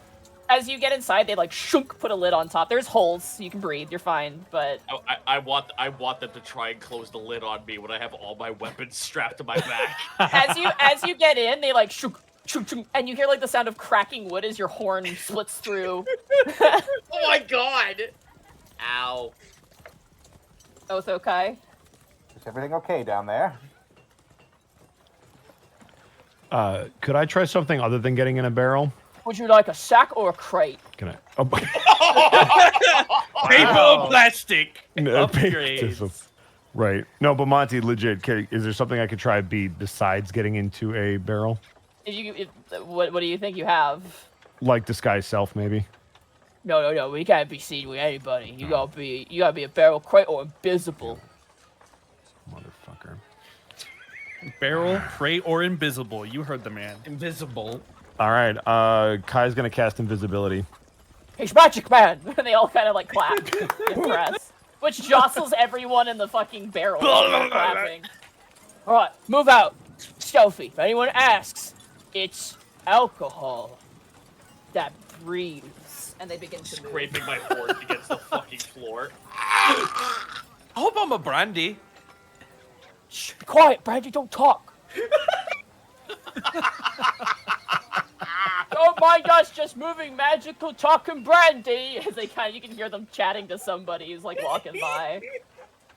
As you move, you're probably in the barrels for like maybe about 5 minutes, and as you're kind of in them, eventually like the sounds of the city kind of give way to like the sounds of an echoing room. Sounds like maybe like a stable or something, or some sort of large chamber. And as they kind of place you on the ground, they pop off the lids, and you find yourselves in kind of a dark, large building. As you kind of look around, it looks like this used to be like an old records building, but it's just in disarray. Like it is in a terrible, terrible state. Don't really have a good ambiance here for this, but I will choose this. I You guess. okay over there, Brandy? Hope I don't get tetanus from any of this. My lid is get tetanus from a fluid. I pop my head up and my fucking lid is like stuck to my like Yeah. on top of the crown of my head. It's like in an between my uncorking horn. noise. All right, this is our secret base. Well, not our secret. It's our like ogre secret base. Why do you have a secret base? Because sometimes there's stuff that he kind of like pokes his fingers together. Sometimes there's some stuff that Eleanor doesn't need to know. Okay. She's a warrior. She tries to be all strong and proud, like a good ogre wife, but sometimes I know she's scared. She talks to me a lot. So, what's all this about? Yes, we've gone along with your plan. We've gotten in your barrels, and you've led us to this secret location. oh, follow us this way. And they take you to what appears to be like probably was once like a meeting or dining room. Like all of the shelves have been smashed, but all the glass has been swept up into the corner. And it's like a small room. And then you watch as you imagine, Otho, this was probably once a secret door. There's probably another way to open it. But Gorukma grabs these two like shelves and like throws them open, and you hear the whining groan of some sort of mechanism that was probably meant to be a secret door you could open, but they open it with force. And you see a set of stairs that go down, but you also notice on the sides of the stairs is clearly like someone squeezed to get in here. Oh no. Fantastic. As Gorukma kind of begins to descend down the squares, you just hear the sound of like their shoulders hitting like the sort of structural wood on their way down as you guys are kind of, even he turns and goes, very claustrophobic, I'm sorry, which it's not claustrophobic for you at all. In fact, you can stand 2 by 2 in this space. They're the only ones struggling. Is he like me, where each little individual hit of the walls, he just goes, oh. Yeah, there's like, like. Meanwhile, I'm just kick flipping off the walls, having a merry old Oh time. yeah, you can set up a shop in here. Milo. But by the time we go back up these staircases, it's gonna be like a Ren and Stimpy like body-shaped hallway. As you walk down, you see what appears to be like a room. It was probably once some sort of antechamber. Secretive. It's all like, brickwork, and you see draped across like various things of furniture is like kind of niceties. Like you see nice cloth, you see like pretty dresses, necklaces, you see like, very nice things down here. Can't believe these guys formed an Elks club. It's none of it's touched though. All of it seems to be kind of stored away, and you actually see there's like rolls of wrapping paper and like ribbons and stuff. Like it's like a gift wrapping thing. However, there's a door on the other side, and as Gorukma opens up the door, he kind of gestures for you to enter. Get on in. A secret chamber attached to a secret chamber. Never a good thing to have. And as you walk inside, it's clear that this used to be some sort of like cellar of some kind.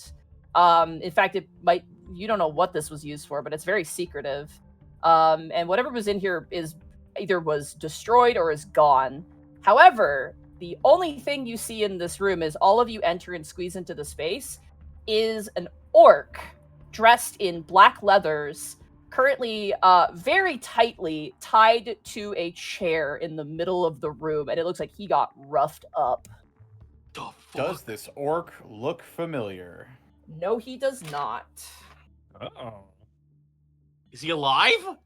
He is alive, and even as you walk in, his eyes he kind of winces his eyes open. Kurukuma, what's all this about? Sorry, I have my notes for this. I'm trying to find them.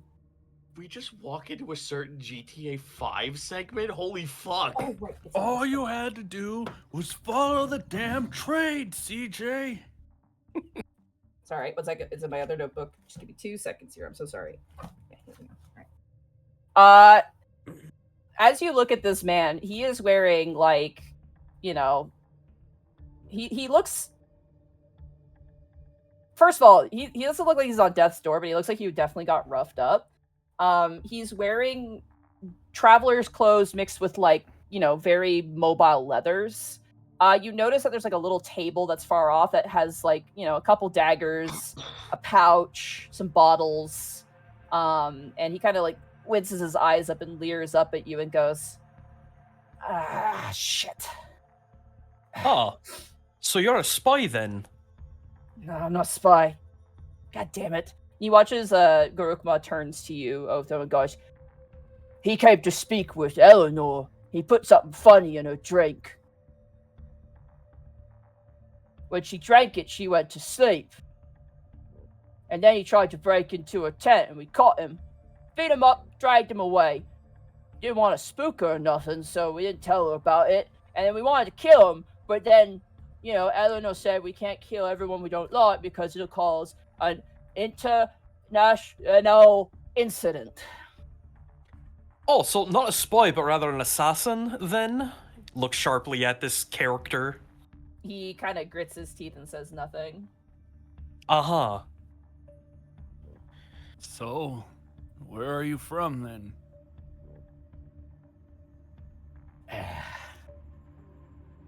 I got honor Well- to my name.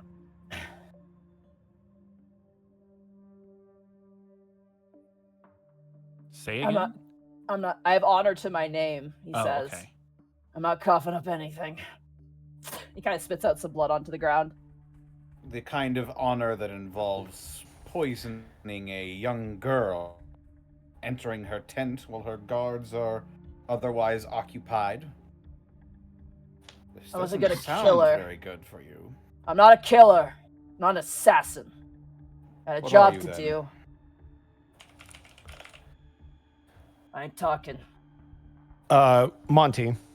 Yep. When he specifically says that he had a job to do, and very specifically when he says that I would like to cast a spell which will break my invisibility, Okay. I'm casting Detect Thoughts, which I have now added to my Okay. spell book. Let me grab his stats real quick. Meanwhile, I will cast Speak with Animals so I can talk to the mice in the corner. There are no mice in this corner. Fuck. What did he say? Squeak. I'm casting Speak with Plants so I can talk to the moss growing on the wall. 1 second. Sorry. Give me 2 seconds. Pretty sure it's I a speak plus with the zero. black It's a bolt in whiz- this it's a- wall. It tells you you're gonna die. Die. I will click the spell for you, but I get the surface thoughts for free. If I dive deeper, that's when the save happens. Yeah. But here's the actual let's. spell. Are you just doing surface thoughts? I'm doing surface to start because I'm Okay. looking to see if on the surface, when he says I'm not going to talk, if he happens to think about what he's not going to talk about. Okay. To follow up, Monty, Mhm. I would like to cast Zone of Truth. Okay, that's a wisdom saving throw, I'm sure. No, it's a charisma saving throw. Charisma. Okay. And that is a Why? DC 16. Give me 1 second here. I'm having some issues with. We're I pull mentally out my- rough. You know what? You know what? In the midst of all this, I pull out my gun. All right. Just I'm have a gonna Glock cast- for no reason. I'm going to cast Dominate Beast. How about that? Oh, Will actually- that work? no, decently. You said charisma? That says charisma. Fortunately, as you cast Zone of Truth, he seems to pass that check. Unfortunately. Hmm. Damn. Well, it says for the first time or in a turn that it starts its turn, there must be a charisma saving throw. Okay. Is it immune after it makes the save? I don't know. I did click the spell. No. On a failed save, a creature can't speak. People rely on the race. You know, if it's affected a creature, doesn't say such a creature can be evasive. Its answers long as there are some boundaries of the truth. Yeah, it doesn't say. It doesn't say. It just says until the spell ends. I will say for each question, I'll just roll, just to make it easier. So I'm not Okay. rolling every 5 seconds. Yep. But you only have this. You have it for 10 minutes. That's 10 fine. minutes. Kai, your detect thoughts goes off, and as you read into his thoughts, it was when he said what exactly you wanted to read into. He said I had a job to do. And when that very specific question was, or that statement was said, I'm scanning to see if I can figure out what that job was, because he would probably think about what he didn't want to say, is the logic. In the faintest surface thoughts, you hear a man's voice say, "Bring her back here," Bring her back here. Got it. which gives to you that he's not an assassin. He's probably a kidnapper. Yep. Gaius, hide.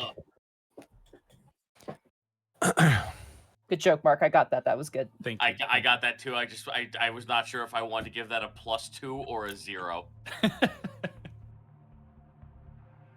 All right. As they say that, because this is concentration, so I can hold this on him. Yeah. Kai is going to step up very quietly. Who's in the front? Did Otho step forward to do most of this? Yeah. Kai is going to step up next to Otho. So there's 2 ways that we can do this, and I'm really hoping you choose the harder way. Either you can tell us what you did, and you may get to see whoever you value most in this world again. Or option B, I'm going to rip whatever you're thinking out of your head by force. And then we're going to let the ogres decide if you get to walk out of here alive. So the choice is really yours. Answer the questions or we beat you to death. It's not a fun way to go. Take it from someone who's been a captive of ogres and goblins for half a year. I've seen the kinds of things that they can do to a man. Go ahead, both of you, both the Valentini's brothers, roll me intimidation with advantage. Both of us? Yeah. Okay. You rolled really good. Skadoosh! Fuck! 10? Can I get a do-over on this day? The Right. orc kind of grits his teeth and he goes, I'm honor sworn not to speak on the matter. As soon as he There are greater lives at risk than mine. As soon as he says that, I'm using Detect Thoughts to dive deeper into his head, and now he can make the Wisdom saving throw. Okay. What's the DC on this? 15. That is a 9. So, I get insight into his emotional state, any reasoning that he might have, and I assume that it would relate to what I'm looking for, and also something that looms large in its mind. Okay. As you detect his thoughts, you almost see a vision. Like he seems to be recalling something. A man's voice saying, "No one could know. It could get her killed." And you see him in a very fancy office with someone, a human man. You don't recognize them at all. Mhm. And you see them place down a very sizable amount of money, as well as what appears to be a folded portrait of Eleanor, but when she is younger, specifically. So I see a young Eleanor. Yeah, he has a painting of a younger Eleanor. He hands this kidnapper a lot of money, as well as he seems to hand him a map detailing it's interesting. It's a map detailing part of Martirallo and then going into Eenvil. But it's rudimentary. It's not detailed. It just seems to be like potentially someone's observations or just like a report, basically. Following her path. Yeah. Okay. Othel, you will watch as Kai is kind of like almost plucking strings in midair. And you will see him open his eyes. Tell me about the man that gave you the map. I'm not speaking on the matter. I'm honor bound. Well, then we're about to do some intelligence checks because I'm going to try to pull the answer out of him. The creature can use an action on its turn to make an intelligence check attested by your intelligence check. If it succeeds, the spell ends. Questions verbally directed at the target naturally shape the course of its thoughts. So these will be in checks. So it's just straight in for both of us. Yeah, it's a +1 for him, so. Yeah. Here we go. 22. Yeah, you blow him out of the water. So specifically, it says that the question shapes his thoughts, and you get to decide how that happens. Right. As you look into his mind, you see that office more clear now. I would like you to roll me a history check real fast. Okay.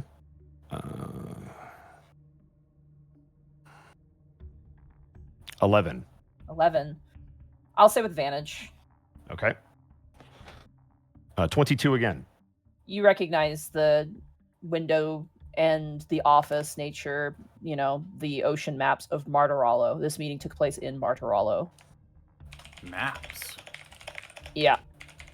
Was it a singular map or multiple maps? Multiple maps. And as you kind of look into his mind, he's remembering this room clearly. We'll get to the more important stuff as we go, but there's maps scattered everywhere and ledgers scattered everywhere. The actual what's on them is indistinguishable because this person clearly didn't remember.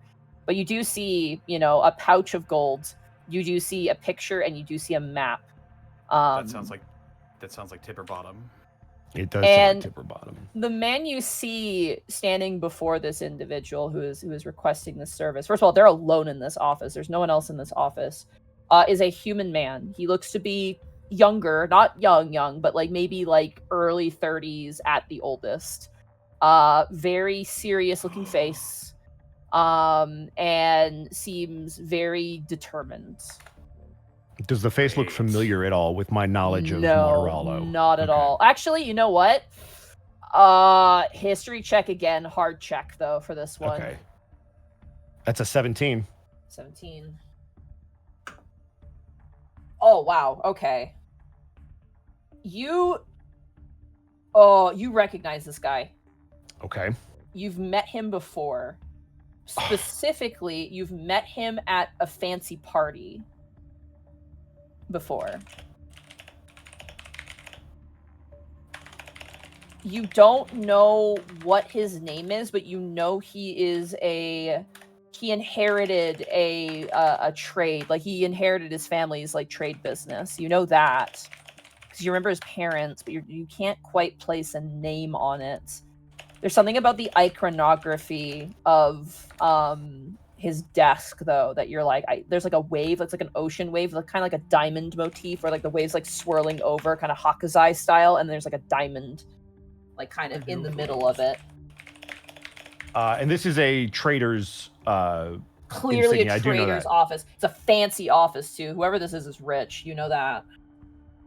Kai will again, as he's kind of plucking the strings and moving through the information in his brain, his fingers tense for a moment, and Otho, you'll watch his eyes open again.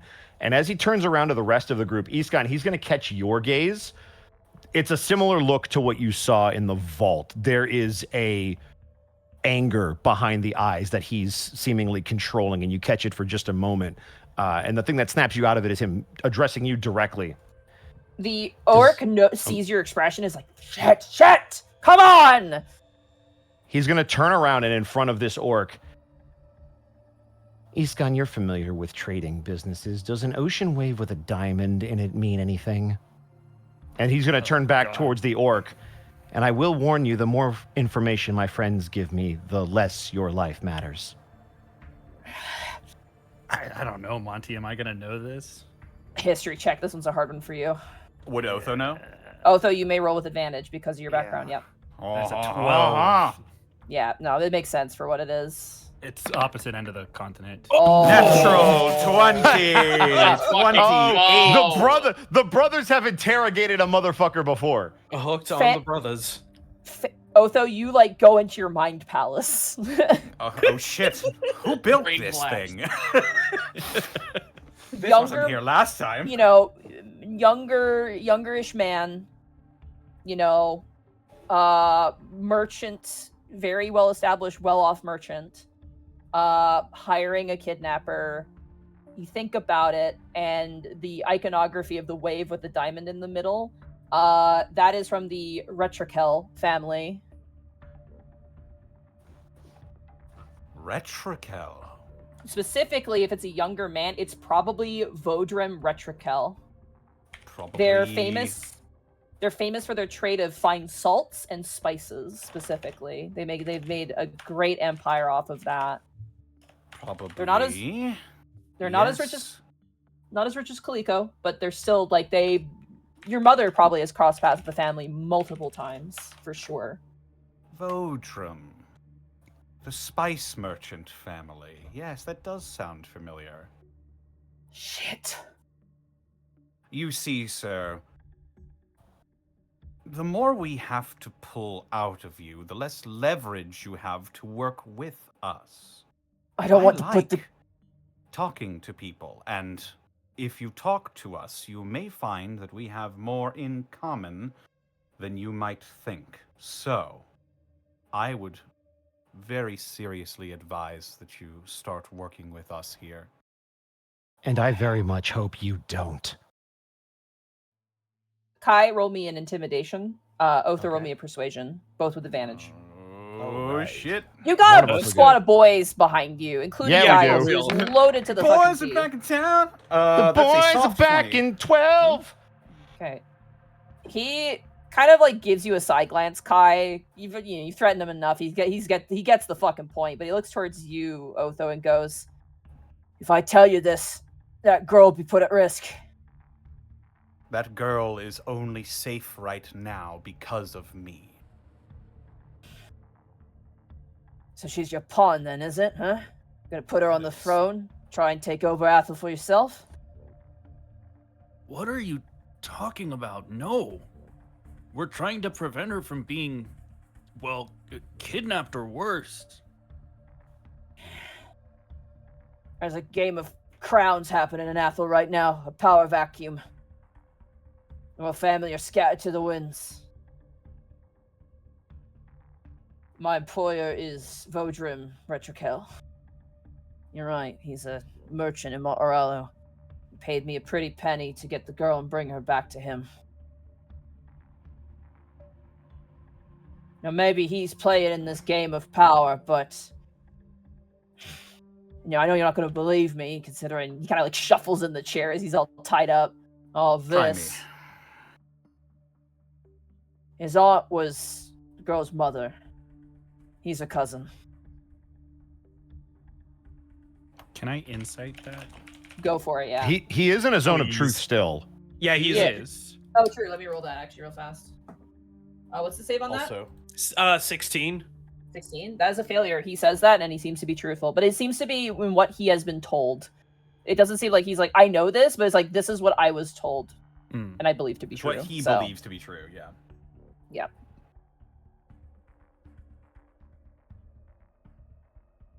So why would he hire you to kidnap her and not just send a missive? Because he doesn't want people to know where she's gonna go. Which is where exactly? His estate in Moralo. And do you think that is going to be enough to keep her safe? Better than hanging around a bunch of ogres, in my opinion. You watch as one of the ogres is just like smacks a club in his hand. Is just like he like raises it up, and the other goes like, nope, not yet. I'll have you know that the forces that are trying to destroy her and her family, her remaining family anyway, are already at work in Moralo.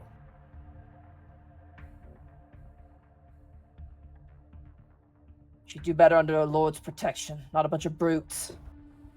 Brutes. It's only them that kept her safe. Yeah. for Also, me. how well did Moralo you and do brought trying to her bring here. her? How well did you do trying to bring her back against those brutes? Hmm? Listen fair. here. If I was an assassin, I'm gonna be real with all of you right now, okay? I'm gonna give you some advice. If I was an assassin, I would have succeeded. I got that sleeping potion in her drink, okay? If that was anything else, she would have died. Your brutes didn't notice that. Retrokel has food tasters. You can even lie and say she's someone else. Even ship her off this continent if necessary. What do you got? A bunch of meatheads with clubs? Trying to play at being human?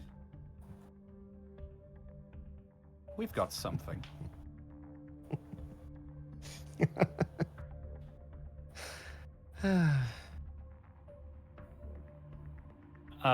Iskan's going to step next to Kai and just kind of put a hand on his shoulder.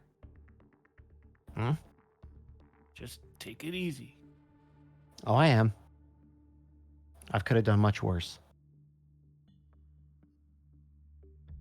And he'll turn back to this kidnapper.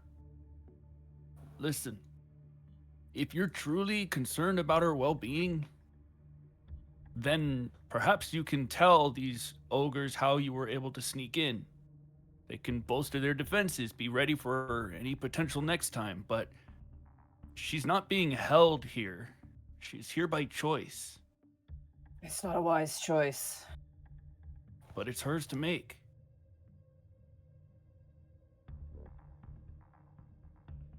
I pretend to be a merchant, interested in the cloth that the ogres are making on behalf of Kaliko. It was pretty easy, to be honest.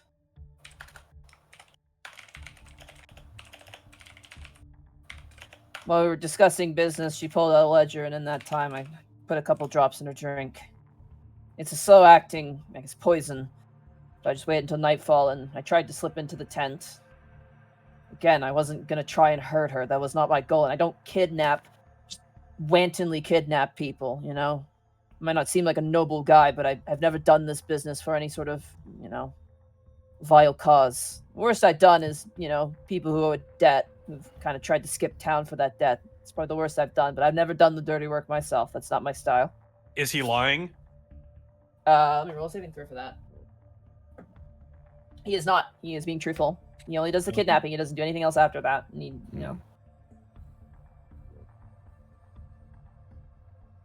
If I think Well, I that guess person's real squirrely, I don't do work for them. Period. I mean, he's her family, and I don't know what his intentions are truly, but he seemed very determined to see her at least have some monicum of safety.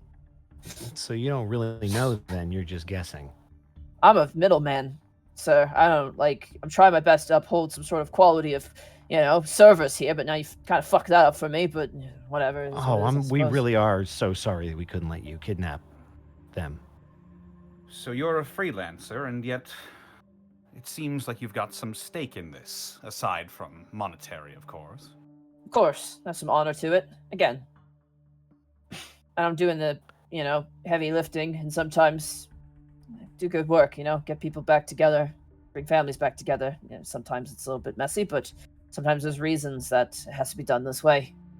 Sometimes trying to slip underneath the nose of any other either people who want to use her as a tool of power, or the people who want to kill her. Otho will look at this individual and he'll try to lock eyes with him. Because one of his eyes is swollen in, but you do lock the other eye. I want to get an insight just to more as a show of this man's character than if he's lying or anything. I want to see what he's all about. Okay. Is it like an insight or is this an ability? Insight. I would like to try and insight him. Okay. I don't have that ability yet. I'm sorry. Oh, 21. Wow. 21. Nice. As misguided as it probably is, this guy seems to have at least a standard. And given probably looking at him now and seeing all of the equipment he has a lot of equipment. He's got a lot of different bottles. He's got a lot of different things that he probably uses. He's a professional kidnapper.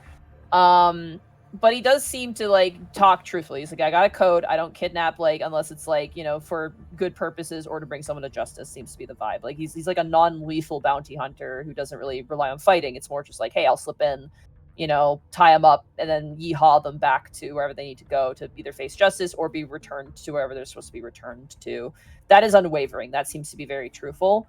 His loyalty to Vaudrim is, you get the sense, Otho is it's sort of upholding the business quality that he has, but you can tell just by the way he's looking, is whatever Vaudrim asks of him, he seems to resonate with.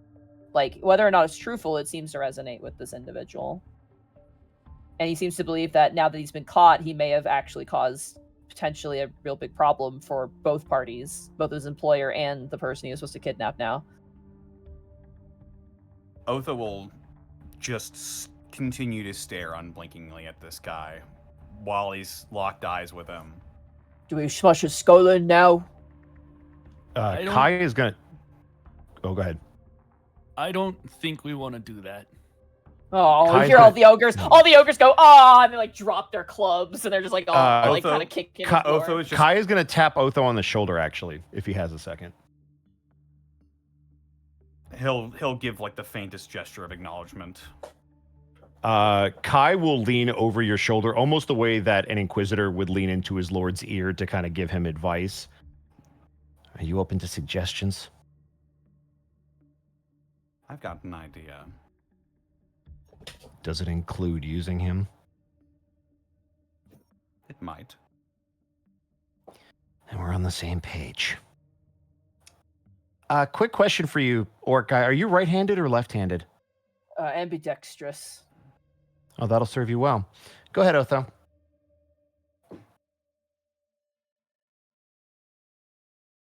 Do you know who I am? Roll a history check. Scowl. Scowl for him. Wait a minute. No, not who my dad is. He kind of looks at you and he kind of narrows his eyes and he's just like, "Can you scowl for me?"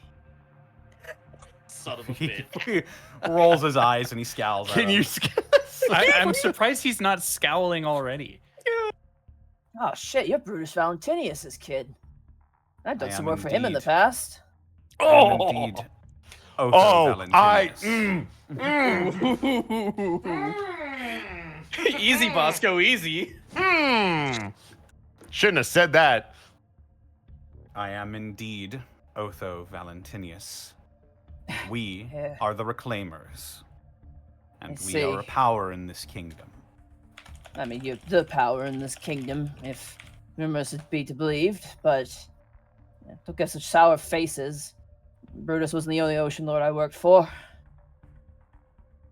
What is your name? My name is Egugar. Egugar. I'm guessing Egugar. Also, did he just say he was in my father's service at one point? Yeah, Yeah, did. he's done some work Yes, he for did. him. Yeah. And other Said that he's worked for him. Have I ever heard this name? Probably not, but No, not at all. Egugar is how you say it? Lego my Egugar, Egu. yeah. Egugar. I knew the Ego jokes were gonna come out when I was like, that's his name. I'm like, It's why he As became a it's- kidnapper. He got teased a lot as a kid. yeah. As it stands,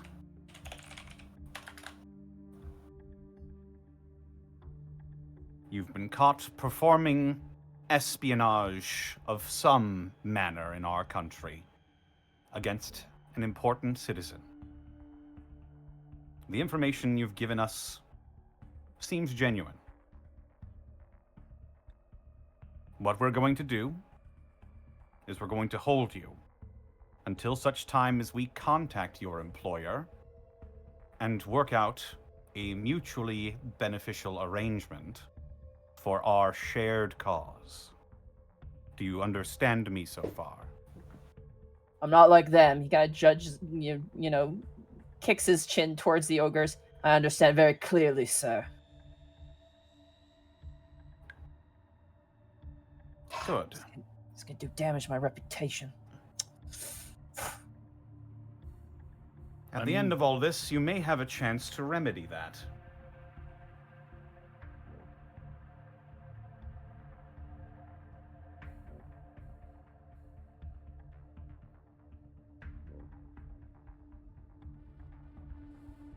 But Looks inquisitively. I think for the moment, we are done here.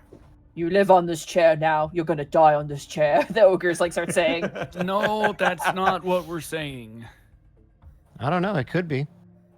Actually, Otho, in that sense, do we want to leave him here or should we arrange to have him taken to the keep?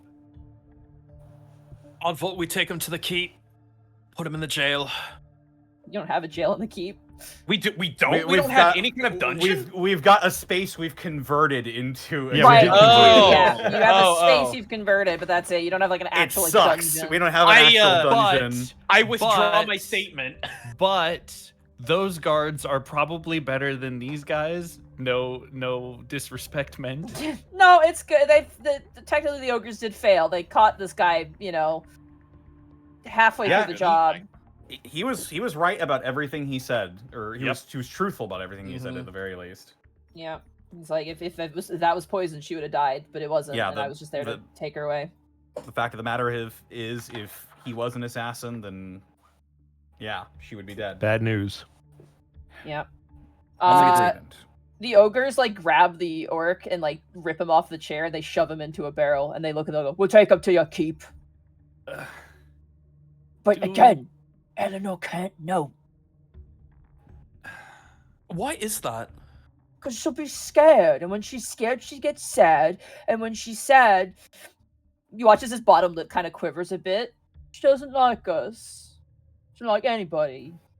Then let Otho deliver the news. She already doesn't like him, but she needs to know so that she can protect herself. If she doesn't know, this could happen again. No, we don't want to be sad anymore. Garukma, if we don't start taking precautions, things are gonna get a lot worse than just her being sad. You're going to take her away from us. We don't That's want not to. what we want to do. We But want we the want to same make sure that things she's that able you to do. make her own decisions. And she can't do that if she doesn't have all the information. One of the ogres says, she's a strong, independent woman. And then the other one is just crying, like, don't take her away! Like a kid who's about to lose a pet. Like, don't take her away! Guys. Hey. Listen. You love her, right? You care about her. They all nod in agreement. Then you've got to trust her. You've got to trust her strength. We trust her. It's just all these fancy people we don't trust. They hurt her real bad, you know? No, Real we know. bad. We know the whole story. But we all want the same thing. We want to protect her, but we got to work together to make that happen. Because the next time she might not survive the encounter, and that would be on you if you don't tell her. And then you watch one of the ogres goes, "Are we gonna find an ogre wife who's nice again?" And they just kind of go quiet. Karukma turns to you and goes, "You're not doing it, are you? You're not keeping her to use her for something, hmm?" Otho will sort of like turn back over to look at Egugar, just all beaten to shit. Egugar's looking at you when this question is asked so seriously. Like, he's gauging your demeanor in this matter.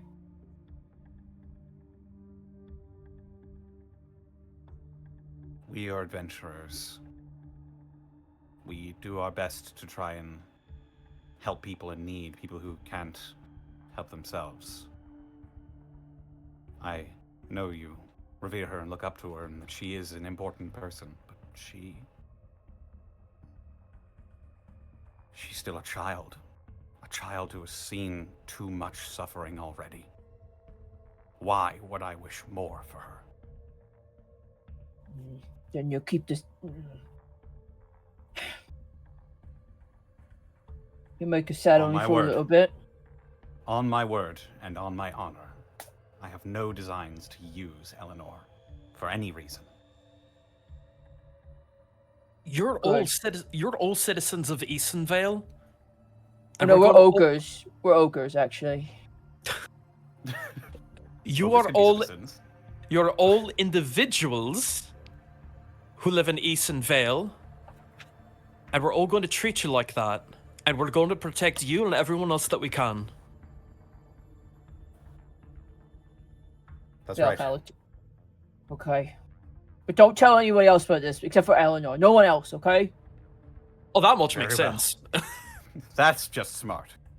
You're going to jail. And they watch you shove him in the barrel. You're going to sit with the horses for a few days. Kai's gonna walk over to the barrel and just kind of knock on it, and he'll whisper towards the lid. You did very good. Not too bad yourself, kid. I know. There's actually a little bit of like he's kind of impressed by you.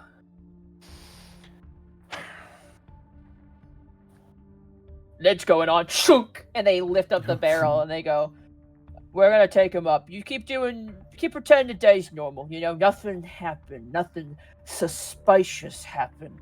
Okay?" Mm-hmm. He kind of waves his hand in front of you. Actually, Grootma, can you tell us how to get out of here? Oh shit. Crap.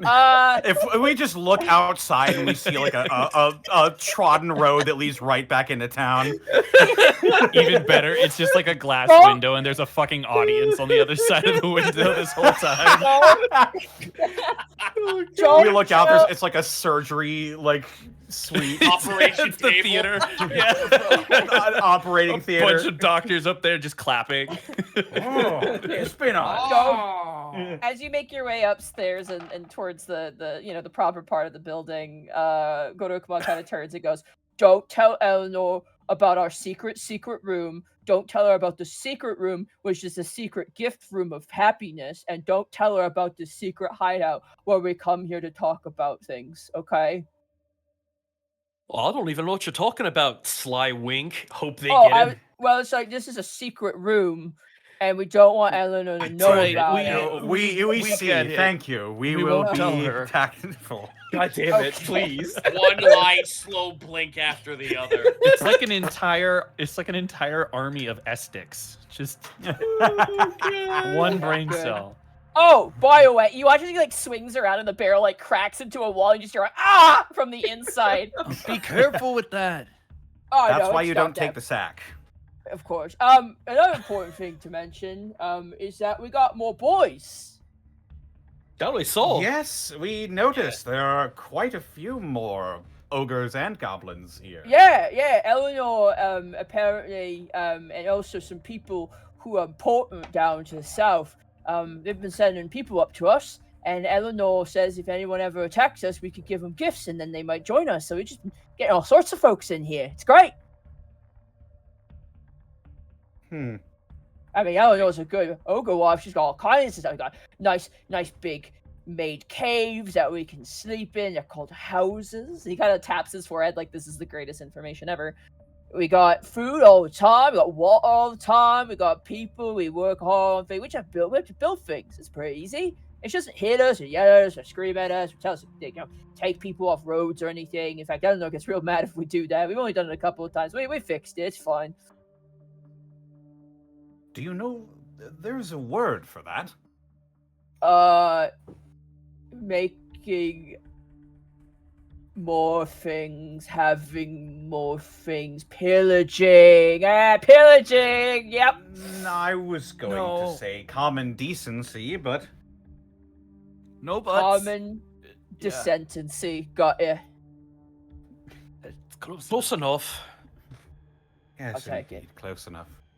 I mean, if you're gonna talk to us, she'll probably tell you more about it. Please be careful with that barrel, not just because we don't want people to know you have him in there, but also because we don't want to injure him. I mean, he's already pretty injured. He took quite a beating. It's lucky we didn't break his neck, honestly, and his arms, his legs, and fingers. Let's not bones. injure him more. Rip off his ears. He's already agreed to help us, so. Yeah. So, be quiet up there, Bourbon. He kind of shakes the barrel a little bit. And yep. Understood. Also, I gotta commit one thing going forward. Maybe have someone taste test your ogre wife's food and drink from here on. Oh, but it tastes awful. But you do it for your kind ogre wife, right? Roll a persuasion check. Let's go! 17. Nice. Kind of nods. He goes, okay. Eat her food before she does. Got it. Not all of it, just a little bit. Oh. Eleanor dies from starvation. Yeah, she just never gets food. It's literally like Po from Kung Fu Panda training with like fucking Shifu, where she's got to fucking fight for just a bowl of soup before they take it. You want free push-ups? Am I? Are you? Alright, you have fun shopping. We'll deal with this. Have a good day. Go ahead, look around some of the shops. Okeg's out at the moment. He's going to do trade, so his place is closed. But you should check out the Scullery. It's a nice place to get a drink. I'll keep that in mind. Scullery.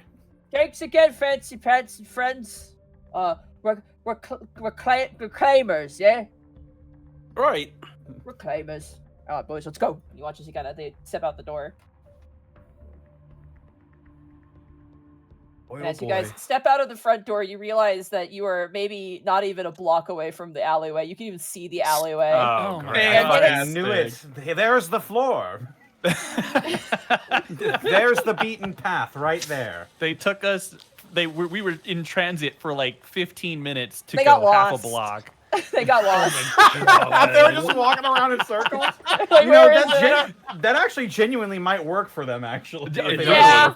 Really? Off. Yeah, because it'll As make people you- think they've really been taken out of the city. These guys are geniuses. They're throwing us off. As you guys step out with that information under your belt and some more shopping ahead of you, there's another new business to take a look at and more individuals to speak to. That is where we will take our break. Hooray! All right. Welcome into the halftime show, everybody. We did it. We performed our first successful interrogation. And no one lost a finger. He's been there for so long. That fucking orc dude has been sitting there for a while. Amazing. Where have you guys been? Flashback to the brain vault. Well, the chat already knew it. They said go ahead and the Bears. I would like to take just 2 minutes, 2 very quick minutes of your time to explain to you what happened that you can hear me screaming on Gateway on Saturday. So if you hadn't heard, the Bears made the playoffs and we played the Packers in the first round. For some context, and this stat might blow your mind, the last time that the Bears beat the Packers in the playoffs was the same week as Pearl Harbor. And for those of you that are not American, that was how America entered World War II. It was December 7th. The Bears beat them on December 11th, I want to say, or December 13th is what I'm going to go with. December 13th, 1941. That's Or 42, I think. So yes, the same week as Pearl Harbor. Yep.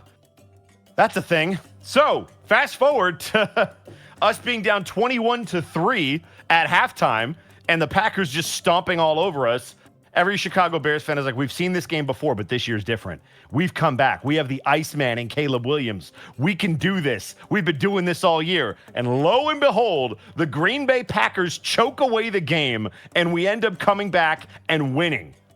It's overcoming an 18-point deficit is the largest comeback in Chicago Bears history in the playoffs. It's incredible. I think 5 was the record the last time against the Giants. It was unbelievable.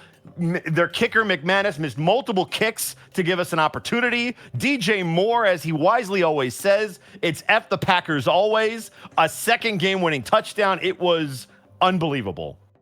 And you can hear me screaming because it's so rare that we ever get to beat Green Bay, especially in the playoffs, let alone twice in the same calendar year or the same month even.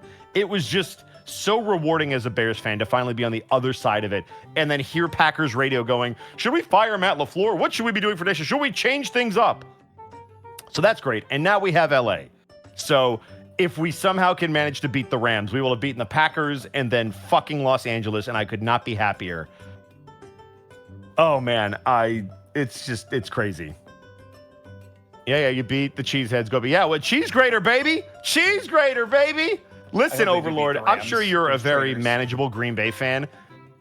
There are so many Packers fans that are so obnoxious on Twitter, and I have no sympathy for them. I'm going to gloat. I'm going to be happy. You've dominated us for 3 decades and even then some. DePope is with us. I don't care. I need this in my veins. Fuck you, Matt LaFleur. All right, I'm going to read out some bits and subs so that Monty doesn't scream at me. Let me scroll up here. It's okay. Oh, then I won't read out bits and subs. Okay. Oh, okay. Then we're going to read out some bits and subs. Mikon Pachi, thank you for the 100 bits. As someone suggested earlier, episode title, Let Go My Ego. Nice. Excellent. I like it. Listel Kriya, thank you so much for the 100 bits. Monty, thank you for these ogres. They are a joy. Thank you. Rand Kostak, thank you so much for the tier 1 sub for 70 months. 70 shenanigans stream spree. Here's too many more. Great job with the orc interrogation, especially you, Bosco. Also, congrats on your sports ball. Thank you for that. I appreciate it. Miss Tweetums, thank you for the 70 months. Not going to lie, the Bears scared me in the first half, but glad the Bears bared and won. They sure fucking did. 25 points in the fourth quarter. Unreal. Just unbelievable. Mika Pachi, thank you for the 100 bits. Bosco, in 1985, we had the fridge. In 2026, we have the Iceman. I'm seeing a pattern here. Yeah, it's fucking cold in Chicago. This Saturday against the Rams, it's probably going to be a wind chill of sub-zero, and my dumbass might go. So I'll tell you if I come back as a popsicle. Funkmaster Grunty, thank you for the 100 bits. I have the perfect name for Matt LaFleur. After that performance, he's now Matt LaPour. I would love to agree with you, but it sounds like they're going to try to extend him, potentially. So we shall see. Zenlita had the funniest meme, and it was like the only sports meme I've ever understood, which was like, it was like the Bears game, where it's like the beginning was like, oh boy, football, and the middle is like, I want to die, and then the last one's like, let's go, and that was that game. Yeah, so a lot of it is the game starts. Chicago Bears, the beginning to like the very end of the game. I want to kill myself, and at the very end, oh my God, we won! Mm-hmm. That's being a Chicago Bears fan. Irrelevant, thank you for the 1,000 bits. As someone who lives in Cheeseland and doesn't care about football, I'm happy the Bears won so I can laugh at how cocky they were. Yeah, the Packers have a right to be cocky. They've beat the crap out of us. So to have them on the other side of it, man. Oh, boy. Oh, boy. I have been watching YouTube shorts of Packers streamers melting down to this game so many times. Every streamer I can find that's a Packers fan, I just watch the reaction and the way that they just freak out. I'm like, yes, welcome to me for 30 years. Welcome to my fucking life where you went from Brett Favre to Aaron fucking Rodgers and then Jordan Love. You pieces of shit. You don't know what it's like to suffer. You haven't walked a mile in my shoes. Dark Lord Popo, thank you for the 100 bits. Da, Bears. Mikon Pachi, thank you for the 100 bits. Whenever the... Whoa, Morth Randor dropping all the gift subs and knocking me out of my rhythm. Whenever the Bears have a player who uses the nickname Dragon Ball Frieza naming method, we will win the Super Bowl. I hope we win it this year. Fuck that. Morth Randor, thank you for the 5 tier 1 subs gifted to the community. Thank you so Appreciate much. that. Thank you for fucking with Bosco. It's funny. Yes, as I'm trying to read the bits like I'm supposed to do. Faye Raven, thank you for the 100 bits. Title suggestion: Barreling Down Memory Lane. We've got 2, so we've got that one, and the other one I have is Lego My Ego, because of course we have that one. Barreling Down. I like Memory Egos. Lane. What? Huh? What? Huh? I don't know. Nani? I am back. Welcome back.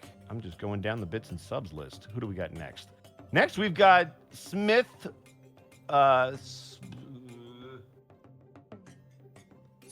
Missions the cat. I'm gonna go with. I was trying to figure out if I was missing something, but Smith. Yeah. Thank you for the 100. or Smith Ions. Smith Ion. Smith Ion's the Ion. cat. Smith Ion's the cat. I like that. Ion's the cat is even better.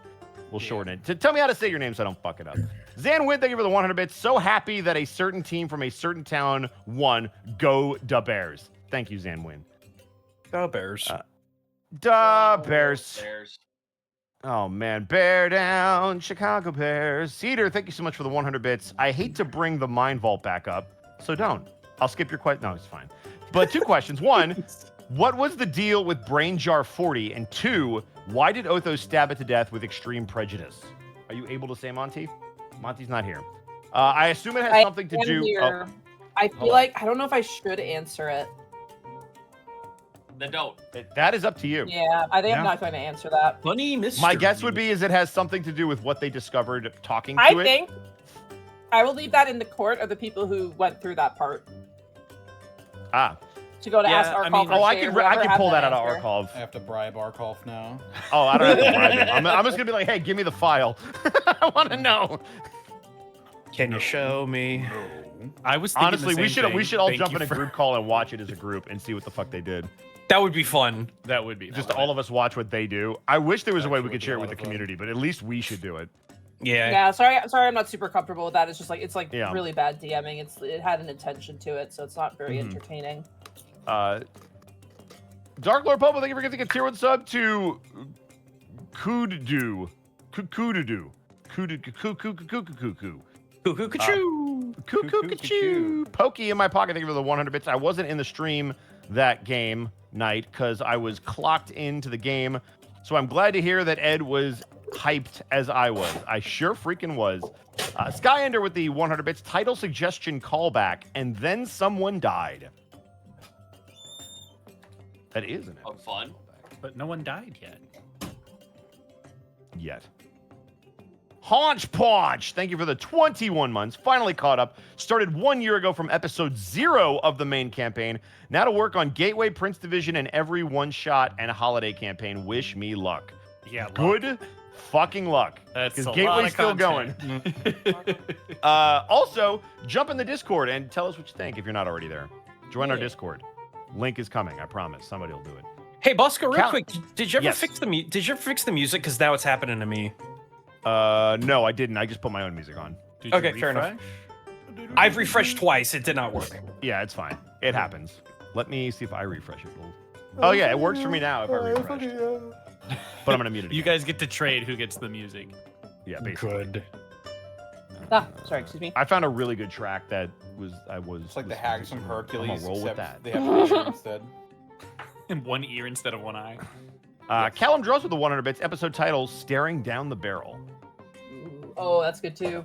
Not That bad is at all. really good. Not bad at Also, all. they were Callum, the Fates, strong. not hags. This is. I told you, coyotes know what they're doing. Well done, Callum. Dark Lord Popo, thank you for the 5 tier 1 subs gifted to the community. Spirit of Love, thank you for the 70 months. Red Mage Ace Bounty, 100 bits. I'm going to dedicate this episode title to one of my favorite childhood book series, The Magic Treehouse. Episode title: Ogres in the Cellar. I wish I got the reference, but I'm sure it is clever. Are we all back? I think so. I'm back. Mark, are you back? I am. Okay, Zeta's here. Don't call it. Come back. All right, if you guys are good to go, let's Let's continue, go. shall we? Yeah, go For Bears. Connor, our next bit read will be 100 bits from Zenlita. Yeah, I have it marked. We're good. Yippee. But thank you. You have it mead? I have it marked. Yep. Wow. I have it you'd. Thank you. You'd. I clicked the slideshow page. My bad. Oh well. I'm That's sorry. all right. They Oh, got my to stare God. at How the dare. countries. Well, I'm sorry. So unprofessional. I'm sorry. I was really hungry. I had to get up real, like, I was like, I need to use the bathroom so bad. I had to eat real bad. Ugh. All right.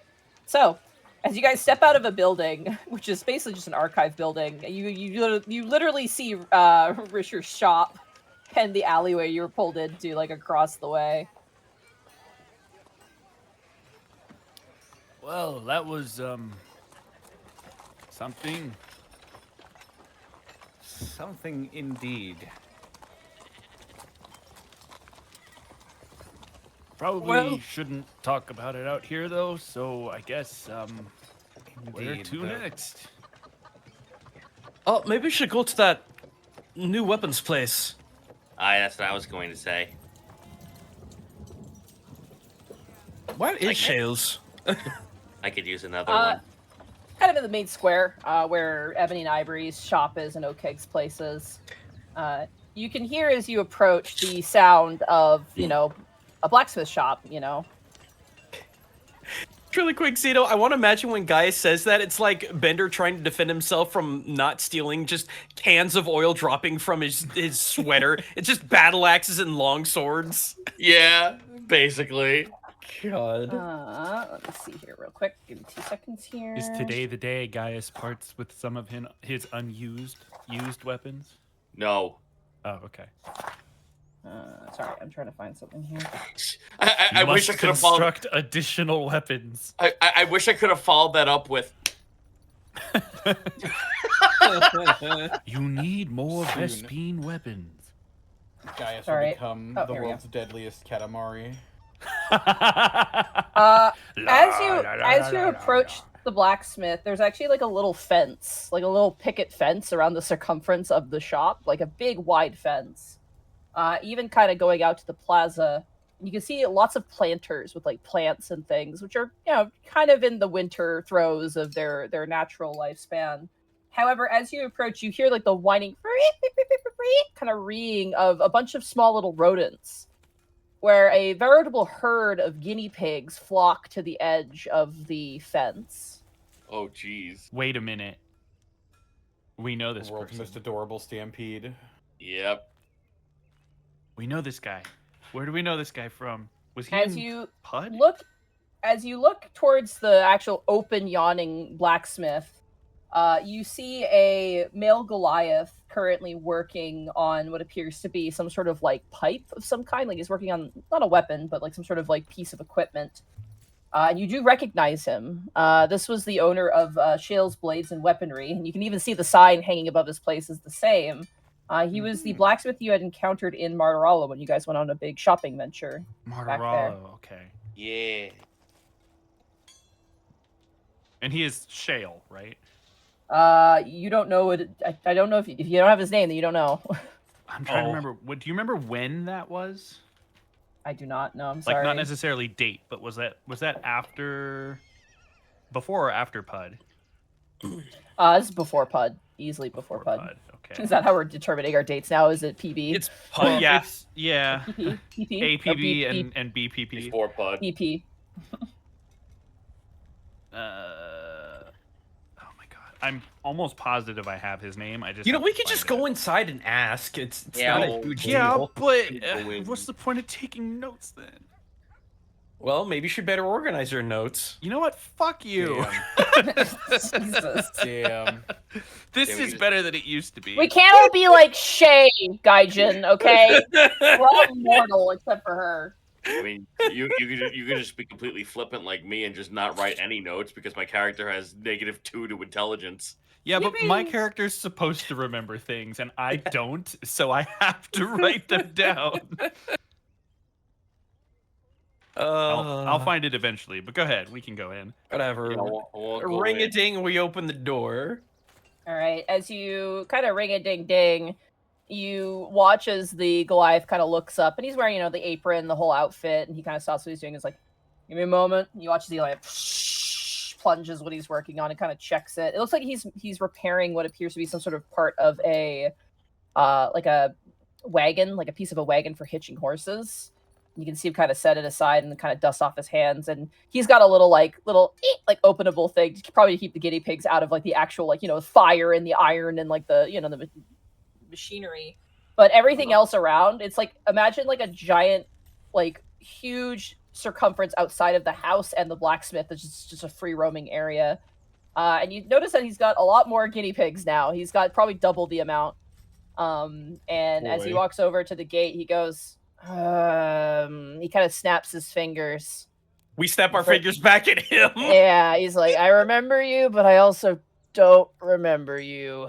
And we remember you, but not everything about you. Might as well introduce each other as strangers again. Burgess Shale. I'd have remembered the name Burgess. Yeah, I we know. don't. Yeah. So here's the fun fact. I looked it and I found it. It was episode 64, which was a year ago, 2 years ago. That was January 24th, 2024. And we don't have his name, but I have the name of one of his Tristellan pigs. Yeah, I have his pig. I I also am have his bad. pig. I have Shale Blades and Weaponry run by Burgess. You do Yeah, have Burgess. it. Okay. Son of Why a don't I bitch. have his name? Yeah, Burgess runs it is what I have. Why don't I have his name? I'm bad at this. I But also that typed it said, in Bunch of wrong. Hergus Burgess.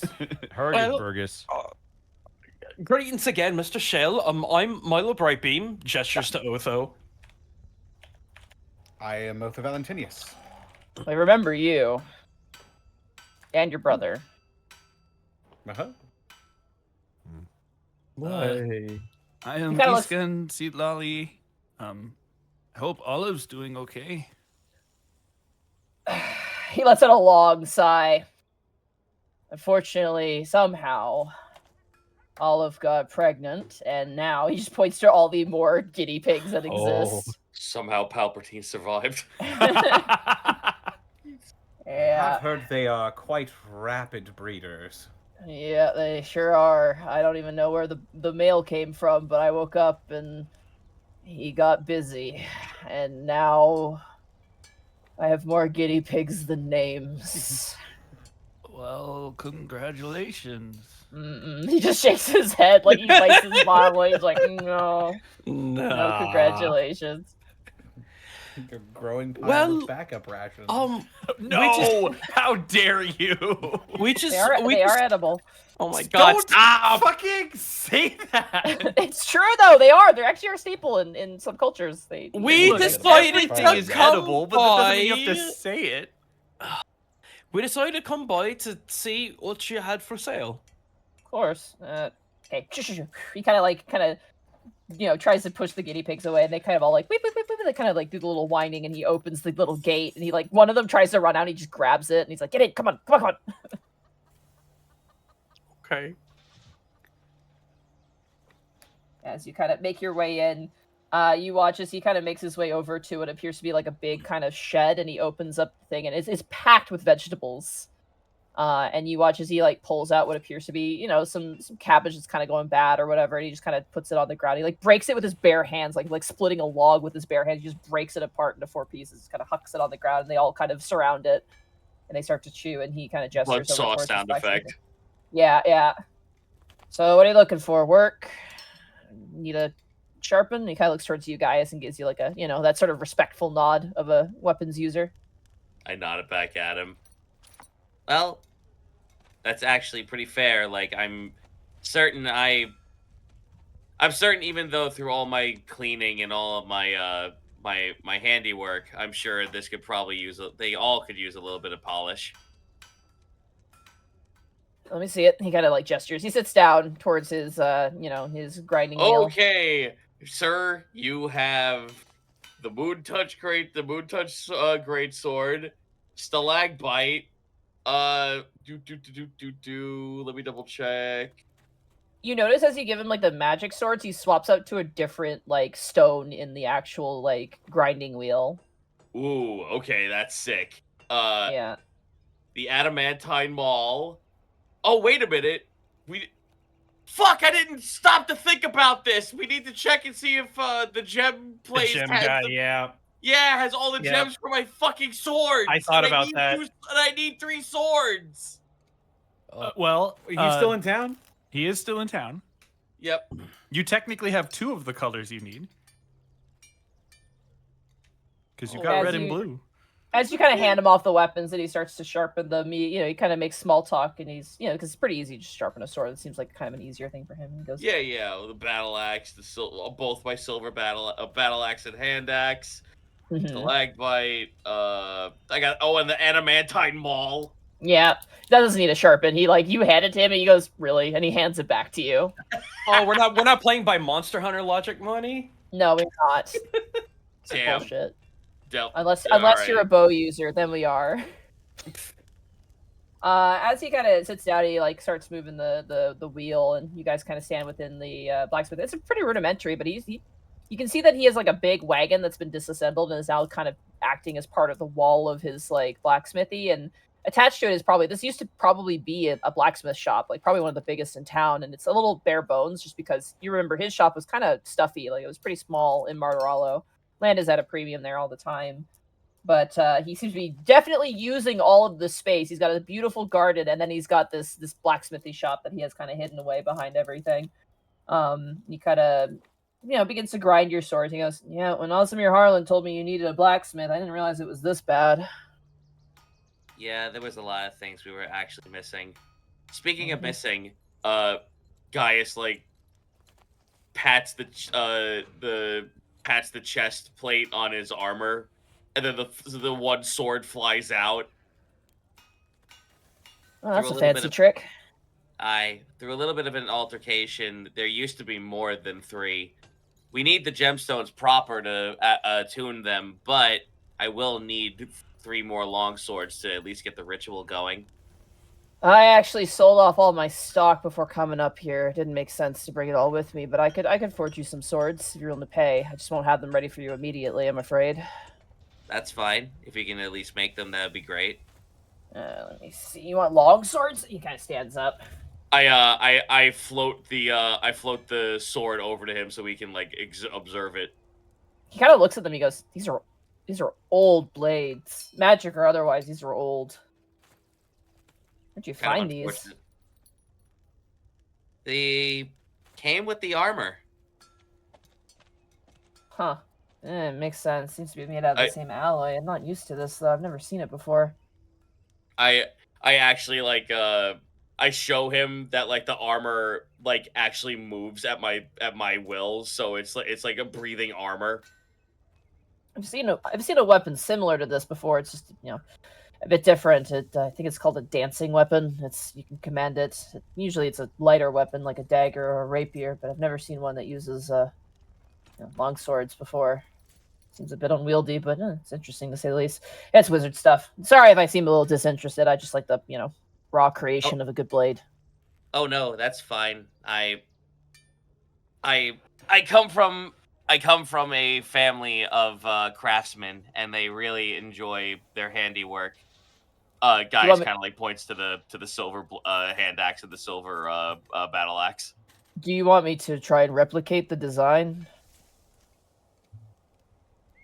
Oh, could you? That'd be great. It would cost more because it'll take me more time to do it. But if you're wanting them to all look kind of uniform, I can't match the exact alloy because I don't have access to whatever this is. But I could make it at least look similar. Guys shrugs. Sure, if you believe you can replicate it. Okay. Let's see. How many of these do you need? You need 3? 3. 3. He kind of places the sword down on a table and kind of looks at it. Probably a long sword. 3. 75 gold each for the time. So probably what's 3 times 7? 75. Be 225. 225. Yep, that sounds right. So 225 gold for the whole thing. Free house. He kind of points towards the new blacksmith. Let's do 200. And next time you come by, when you swing by to pick up, bring something for the girls. And he kind of points towards the guinea pigs that have devoured the cabbage. Oh my god. Cool. Done. I'm making use of my cash. Let's go. You got it. Write this down. I have to break it into platinum though, just for. That's fine. I take platinum. I take everything. It's fine. You take Visa, MasterCard? Yes. Oh, it does take everything. Oh, you got the Electrum card? Yeah. No, God would punish me for my hubris if I did. I don't believe in those. Actually, Mr. Shell, I've got a quick question for you when you got a minute. 1 second, I'm just writing down this order real quick. 7 Electrum. Carry the 5. Yeah, okay, there we go. Should be good. What can I do for you? He kind of leans down. He kind of actually goes on one knee just to kind of look at you. He's still taller than you, even when he's on a knee. This man is fucking tall. I am aware, Monty. I am a little man. Do you only do weapons? I almost just sprayed Gatorade all over my outfit. God damn it, Connor. Please continue, Gaijin. I'm so sorry. Do you only do weapons, or do you do armor as well? I can do armor too. Do you think you might be able to do anything with this? And I'm going to drag out the red dragon hide that I've been carrying around for God knows how long at this point. His eyes kind of like, open up a little bit more. That he's not like, oh my God, crazy. He's just like, okay. He kind of takes it from you, and he rolls it out and kind of like runs a hand over it. And he goes, it's not a material I'm used to. Well, I was thinking maybe like a new kind of dragon scale mail for myself. I'm kind of limited in what I can use, but it would be a great boon, and I'm not very big, so you wouldn't need to use all the material. The size isn't really the thing. It's the amount of work put into making sure it fits you right. Size is irrelevant in this case. That's why most armor is usually the same price, despite how much material is used. Fair. He kind of cocks his head. He goes, it is a foreign material. You wanted scale mill, you said? If possible. Probably do. Pricey. Foreign material. I would say probably about 150 golds, because I'm probably going to need to buy specific leather working tools to work whatever this is. I'm assuming, is this dragon or is this giant lizard? What is this? Oh, this is dragon. Okay, yeah, then I'm going to need a set of leather tools for that. Sure, that's no problem. I will give him 15 plat. Wait, don't I have a leather maker's kit? He needs a specific one. It's dragon hide. So for Durgans. Fair enough. Yeah. Yeah, I'll pass him 15 plat. The only thing about this is I'm assuming it's a red dragon. He kind of points at it like, duh, it's red, but he's like, just double checking. No, that's right. It's going to be it's going to be completely immune to heat, which is beneficial, but also makes it harder to work with. That's the price, so. That's fair. I will see what I can do. I might have to talk to the ladies over at that other shop and see what they got in. Okay, that's fine. Take your time. It should be good. I won't put you to it, but if you want to bring some snacks for the ladies too, that should be fine as well. They like apples right now. All right, I have you down for that. I have to finish some work for a merchant who came by, lost a spoke on his wheel. I'm helping him fix that, and then I can get started on this. If nothing else pertinent comes up from, your two, I don't know what you would call them, your ministers, the lion and the guy who just really punchable face. Oh, yeah, that's probably Mr. a good title for him. Yeah, You watch as his face shift to that something happened. All of you with your passive insights know that there was probably an incident between Shale and Hendrik for some reason. Of course there was. There was probably an incident between Hendrik and everybody.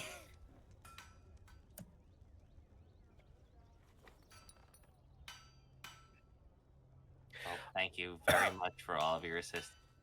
Of course. Thank you for I know it wasn't you exactly, but it was the people in charge. But thank you for the new place. Honestly, I like having the extra space. Got more customers in Martorello, but yeah, it's doing okay. More will soon follow. A lot of adventures coming through. He kind of hands you all your weapons, Gaius. Just in one big armful. Doesn't hell even. Yeah. Dude's built like a fucking train. He's huge, and he just gives them all to you, and he's like.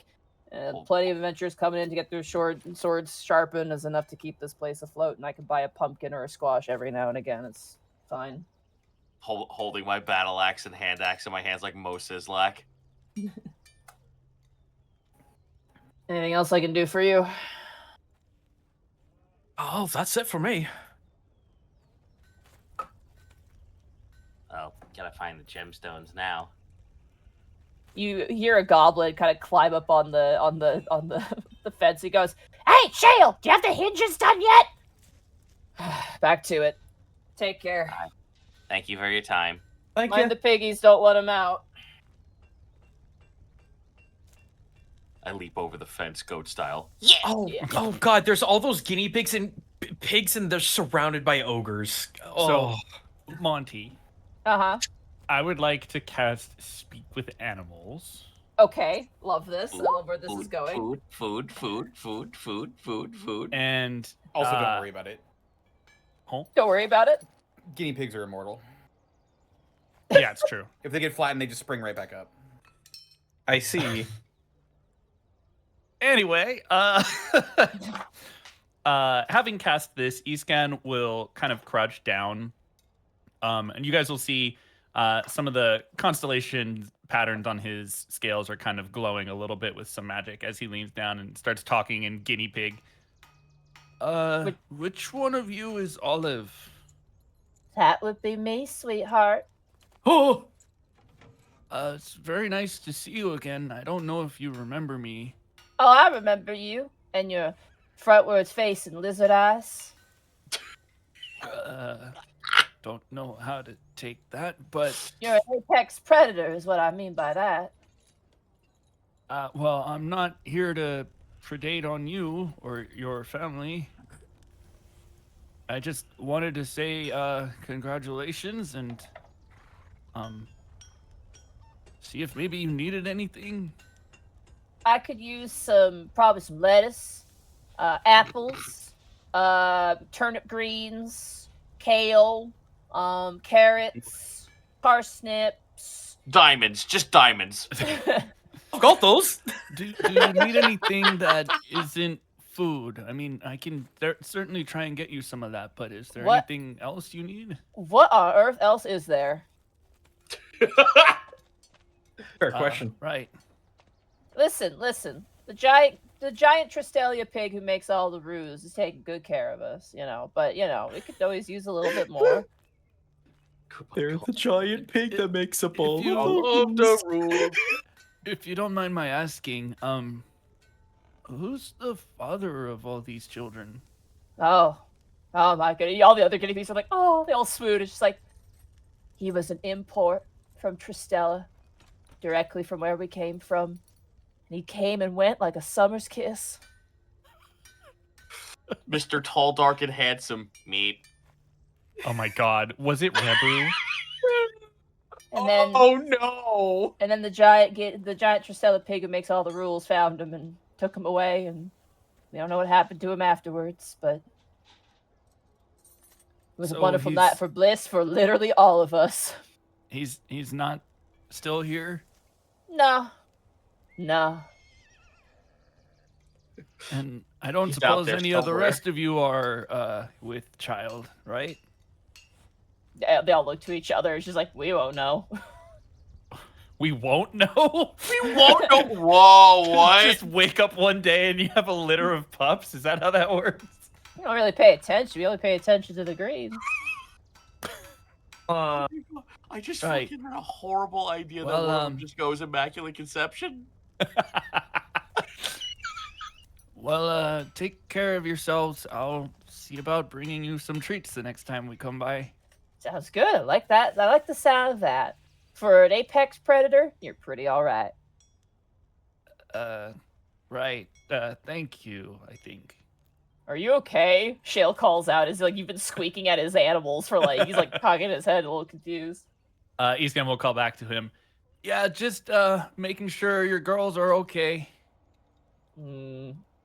Are they? You see him actually look kind of worried. Like he's very stern at the moment. He's like, "Are my guinea pigs okay?" They are. I don't think any of them are still pregnant. Although they do seem to miss the male that you took away, but right, he starts hammering a little bit firmer. but they're okay. Hopefully none of the babies are boys either, or else this is gonna be a real problem. He'll look back down at the guinea pigs. Do they seem to understand him at all? They like when he talks. They all look very excitedly in his direction. They like him. Obviously, he's their caretaker. Am I able to tell if any of them are boys? There's like little baby ones, but they're kind of hard to tell. Is it like Ratatouille, where it's like a one-way street when it comes to understanding the animals versus humans? Where like the animals can understand the humans, but the humans can't understand. Yeah, but the humans don't understand them. Yeah. Easton just won't. He won't follow up on that. He'll just. I feel like you would kind of wave breaking goodbye some kind to the of, guinea like, pigs. You would like be breaking some kind of like druid tenon somewhere. Kind of, yeah.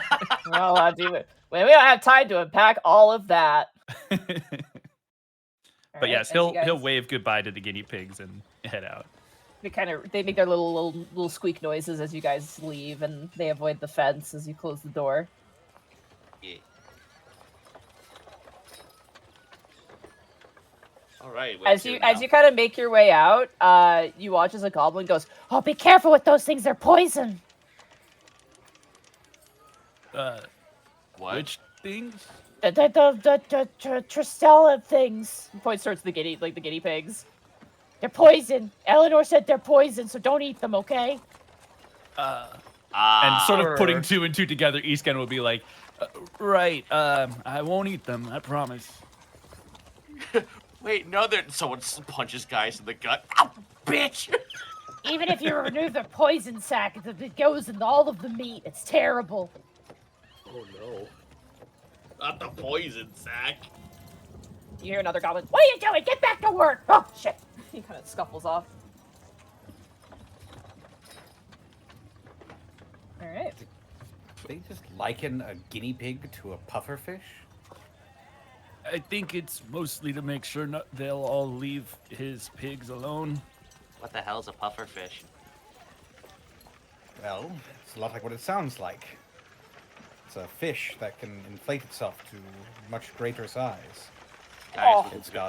Gaius was instead envisioning a fish with a top hat smoking a cigar, a really fat cigar. I've also heard that they're really delicious, but if you eat the wrong part, you die.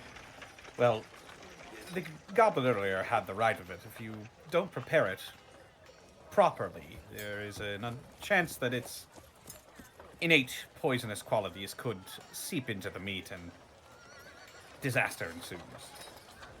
Right. Well, I don't think we have to worry about doing that to this Tristellian pigs. Correct. Most likely due to the fact that no such gland exists in that species. You don't know. Or do I? Milo. Uh-huh. Otho, MD. What's your passive perception? 15. 15? Okay. 15. As everyone's having this conversation, kind of walking through the town, you notice two individuals. You notice a woman who her countenance betrays a draconic impression. She's not a dragonborn, but she appears to have like some scales on her cheeks and like kind of, features that a dragon might have. And she's wearing a set of very nice like armor and kind of a cloak. And next to her is a man wearing travel clothes. Hair kind of cut tight, but his body is covered in scars. Specifically around his face, he's got lots of scars. And you see the woman kind of like, "Go on," and he's like, I can't. And she's like, "You gotta do this. It's the only way." And he kind of painfully kind of nods at her and begins to approach your group. And you're the only one who notices this, Milo. Oh, hey guys, heads up. And I'm gonna like do a little chin gesture to the individual that's approaching. Oh shit, they're rapidly approaching our position. Fireball! As you all look at this individual, you recognize him. It's like uncanny. You all feel like you've met this person before, but you have no idea who this is. What about the woman? You've never seen the woman before in your life. Do we Having been recognize anything on their clothing? No. Okay. Oh, the woman? Yes. Roll a religion check. Religion? Oh God. There you go. 13. 13. She's got like dragon iconography on her armor, but you're unable to directly place what that is. Being the first individual CMI will actually like big arm swing wave to him, friendly. As you smile at him, he kind of stops as if that motion makes him a little upset. Not like he's mad at you, but just like gives him pause for a moment. And he kind of looks back to the woman, and she's like, "Go on." And as he walks up, "Hello again, Milo." And you recognize his voice. As you look at the cleaned up, still scarred visage, cut hair, cleaned up Joe S. The individual who tried to kill you. This motherfucker. This motherfucker should be dead. Oh, It's the My guy that we God. let go. We voted to let him go. All right, we Yeah, let we him didn't. go. I very specifically remember it was you. Yeah, Fine, you were I let very him vocal. go. Joe, is that you? Uh, How you Yeah. doing? he kind of looks behind him, and the woman's like giving him like a go on, and he's like,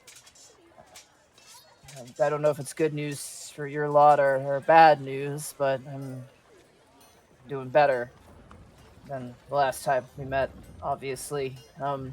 I just want to say, what I did to you was unforgivable, and I tried to quantify these acts as to fill the gaping void in my heart for a lot of stuff, and that is to say,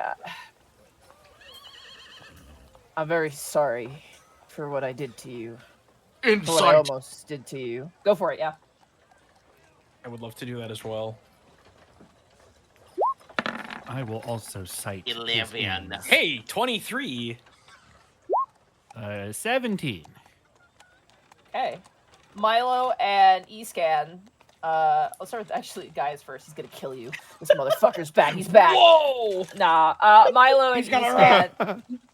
He seems very genuine here. Like he can't keep eye contact. He's shifting kind of uncomfortably. He's kind of shrinking a little bit. He looks much more cleaned up. He was a mess when you saw him. I mean, to be fair, you beat the shit out of him, but also he did not look good.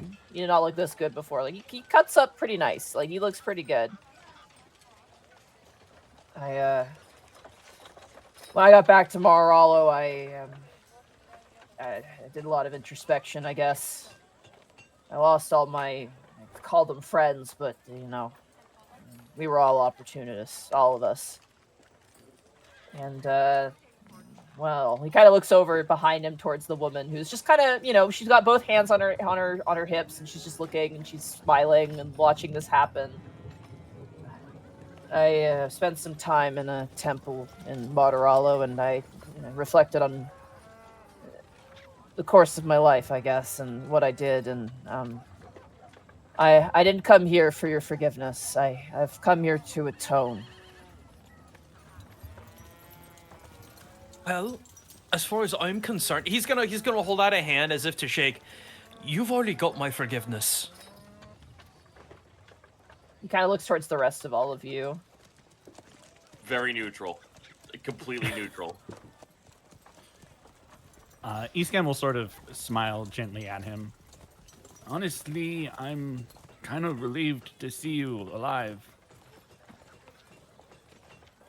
So that you would come back here, even if it's to seek penance. I mean, don't feel more bad. than earned my forgiveness.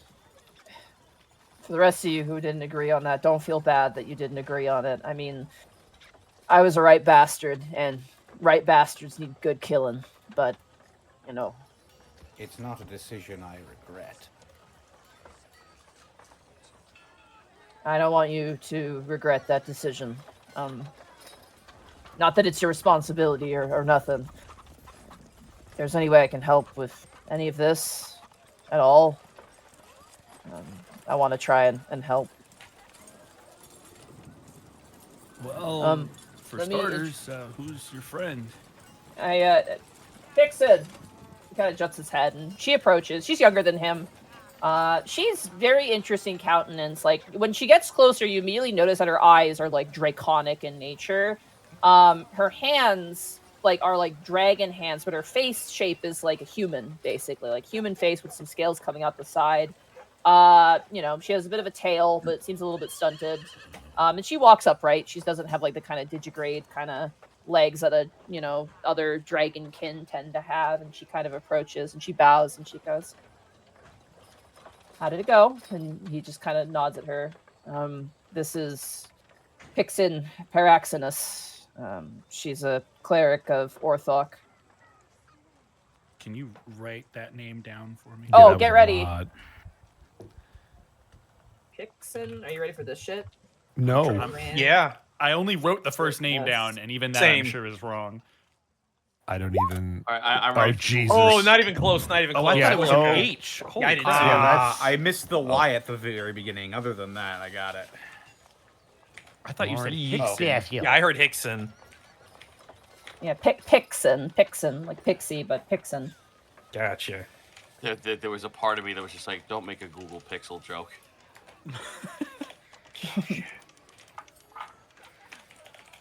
She's got a front and rear-facing camera. Pleasure to meet you. I am Pixon Paraxenus. I am a devout cleric of Orthok from Martaralo originally. It's good to have you here. It's good to be here. We've been on quite the journey, in more ways than one. Can I ask why you came here? Jo kind of shuffles, looks at her, and she kind of judges. Like, as I said, I want to atone. I spent some time in Pixon's temple, and well, I mean, she could tell you more on it than I can. He kind of looks away a little bit sheepish, and she kind of goes, "Orthok is the god of all good dragons, but he is also a god of being humble, of self-reflection, and improving oneself for the better of those around them. Sometimes even known as a god of humbleness and forgiveness." While I cannot speak to the private nature of our divine conversations, I would like to infer that Jo has voiced greatly his regret and his actions, and has, while hesitantly, made the right steps to try and better himself in the eyes of Orthok. Well, allow me to ask this then. What would you seek to do as an act of penance? He kind of looks at you, and like you can see in his eyes, he's like, "Don't make me kill anyone. I'm done with that." We never said. Does he say that out loud? He does, yeah. He's like anything that's not like hurting someone, so like probably not a guard or anything like that. Oh well, I didn't. That wasn't my intent at all. That was more the ball was in your court as to you tell me what you would have wanted to do. I'm not a very well-educated man. Oh God, same here. He kind of nods at you like, say my cue, say my cue. Shake hand. Yeah, doctor. I mean, he kind of like an ogre walks by, like carrying like 3 banisters. He goes, "I'd ask if you wanted muscle, but I think you have that in spades." I don't know. Jo, what is it that you want to do? I never really had. Listen, I'm not used to just. Well, my world for the longest time was just trying to fill my belly and drink, keep a bottle empty. You know what I mean? I don't know. Sure. I always just thought I was just gutter trash. Really, just a vulture out above the skies. I don't know. I kind of looks towards Pixon. Maybe a cleaner, butler. I don't know. Escan will sort of look over at Pixon. Well, I don't suppose you might be interested in opening a temple? I believe, if I'm not mistaken, you already have one. You do? And he looks over at Milo. 1 second. Let me check My my look, list Did you here. miss the huge ornate temple to Oriara being? That's to Oriara. That's not to That's to Ortho. Oriara, yeah. That's the Hold on, dwarf hold on. cube. Hold on, I'm looking something up real fast. Are you looking up the list of clerics we met? Yeah. Oh, 'cause I there's- just had that. Oh yeah. Okay. No, actually, there is no Orthoc person in that grouping. I was pretty sure there wasn't. Yeah, there you go. She kind of strokes her chin and she goes, "That would be a way to do it. If you're requesting an Orthoc temple, we're not a very well spread religion compared to the others." And she kind of looks towards you, Milo, a little bit, not in like any sort of scornful way, but just like Orin's way more worshipped than Orthoc is. Milo compared to- points to the immaculate cube and says, "Well, we've got a temple of Oriara, and that's pretty uncommon. So this is a good place to maybe get the word out about uncommon gods." The way I honestly see it, there's a lot of folk here that they are adventurers, yes, but we also have a lot of other folks from various walks of life that would normally not be welcomed in most other places. So maybe having some sort of temple like one of Orthoc would actually be beneficial for them. Do you have a Omni temple? One that has at least shrines to each god? Yeah, sadly, Would you like one? that would be lovely, actually. She kind of looks towards Joe and goes, "It will take hard labor, delicate hard labor, and I'm willing to help with the sanctity, though we would have to get other practitioners to come and bless the shrines, but..." She kind of looks towards, back towards you. "I believe all of us know the power of faith and the change it can bring." I just imagine that Milo and Kai are two very different expressions Yeah. right Kyle's now. like maulding in the background. Dude, I'm just imagining an ogre like priest. Iskan is sort of looking at Joe through all of this. Does he seem excited by the idea? He seems like there's a lot of shame on him still. Like, you get the sense that while he has, like, he's come to, seek atonement, there's still a lot of shame to him. So when she's like, "Hey, this could be a way to do it," and he kind of looks to gauge you, and he seems determined. Like, he's like, he's not like yippee. He's more like, yes, this could be a way I could show penance in a way. Yep. Iskan will say to him, "If you truly want to atone and do right by us, giving a place for other people to have that same kind of introspection that you did is the best way to do it." You watch as his bottom lip kind of quivers and tears begin to kind of well in the corner of his eyes. He's like, "No, you're a man. You're a man. You're a man. Ooh. You're a man, Joe. You're a man." Sorry. No, I agree. I think that'd be very good. Miss Pixon, are you going to need any investment to get started on construction? Well, we'd have to probably find if there's a pre-existing building we could potentially use. That would be ideal. And then if you have any, lords of land who we need to speak to in that matter. I mean, we've heard rumors that most of the houses here are essentially free. Just have to pay taxes on them to whatever governance exists here. If you have an officiate, I'd love to speak with them, sure. Milo will hand both of them 5 gold. I know it may not be much, but I want to at least help start the process. You watch as Joe keeps 1 gold and gives the other 4 to her. She kind of takes it. She goes, "This is a start. Actually, there's another way you can help me. Joe has told me that you're adventurers, rather strong ones as well." Kind of looks up, and you do notice one of the scars he got from fighting you is, like, pretty pronounced. Oh, He cut his arm off. Yeah. Oh, yeah, that's right. His arm is gone, isn't it? Yeah. Yeah. I was that's going to ask, really- does he have a That's a prosthetic? really big That's scar, about as Michael. prominent That's as right, it gets. yeah. If that, Yeah, I mean, no, a cleric could sorry. fix that, but hasn't been fixed. No, it hasn't been fixed. He's got, like, kind of like a shoulder cloak over it. You can't, if you just look at him at a glance, you can't tell. I forgot We have about someone that. he Yeah, could he did talk lose his to. arm. Yeah, we do actually. Yeah, Hans. Hans And good. the Hans, yeah. Pixon kind of takes the money and she kind of nods. She turns. She goes, "A way you could help is if you happen to find any maybe amulets or statuettes or anything of any good aligned god. If you could bring them to me, I would, that would be very, very helpful." Oh, sure. As long as we don't steal them, obviously. Oh yes, of course. Yes, please no. But sometimes they fall into the hands of less than savory types. As well, if you find any sort of sculptor or wood carver that you feel could do the gods justice, that would also be very useful as well. There is one thing. So I've had I've got the holy symbol on my glove, but I also have just a regular holy symbol of Orin. I'd like to take that off and give it to her. Okay, she'll take that. Wait a fucking second. Don't I still have the holy water from oh god, the god's name? I don't know if that'll count. V. She probably doesn't. Vetreon.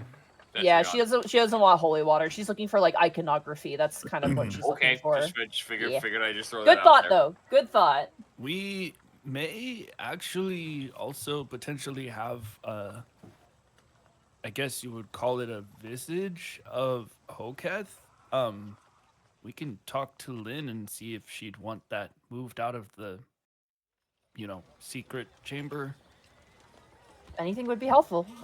Don't bend over backwards, of course, but we'll speak with the keep. I imagine is where your landmasters exist, right? Yeah. We'll go there and proffer a meeting. She kind of reaches up and gives Joe a bit of a pat on the back. And you might as well let them know we sent you. It may not garner any favor, but at least they'll know you kind of have been vetted. Of course.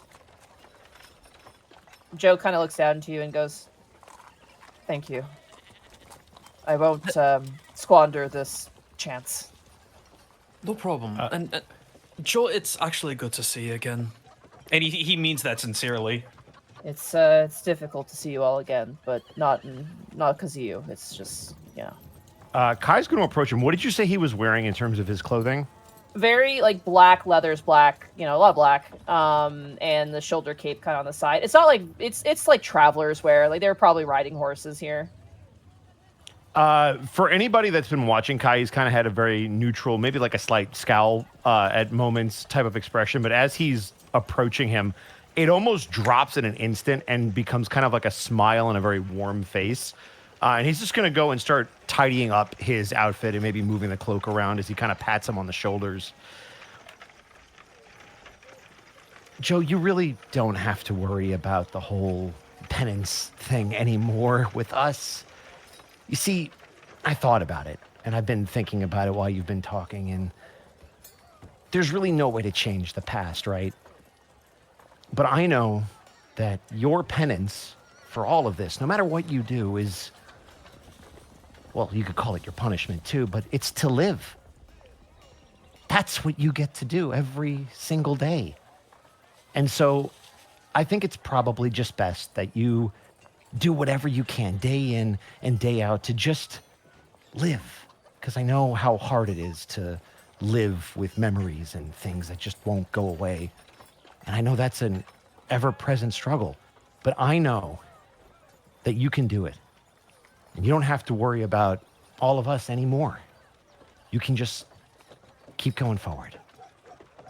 And he's going to pat him, but on the side where the arm is missing, and just kind of touch his rib and give him a smile and step back. Thank you, Kai. Can I insight Kai? Yes. Good question. Go for it. He's being controlled. I knew it. Get him. 21. What do you guys? What are you guys looking for specifically? I can give you both whatever you need. For Isken in particular, especially considering the encounter we just had, he's trying to look and see if this is being put on. If there's maybe something ulterior that Kai's. This is 100% practiced and put on. Milo, you can tell that it was too quick of an adjustment. Iskan, you even further can tell this is twisting the knife of knowing that the memories of everything awful he's done will haunt him forever. And Kai's gently reminding him of that and reminding him that his penance is to live, but he's doing it in such a kind way that it seemed to go completely over Joe's head, and he's just letting it. Milo will quirk an eyebrow at that. If you have it within you that you do not trust Jo, then please trust me. I am the daughter of the head priestess of the Orthoc Temple in Bartarallo. Holy shit.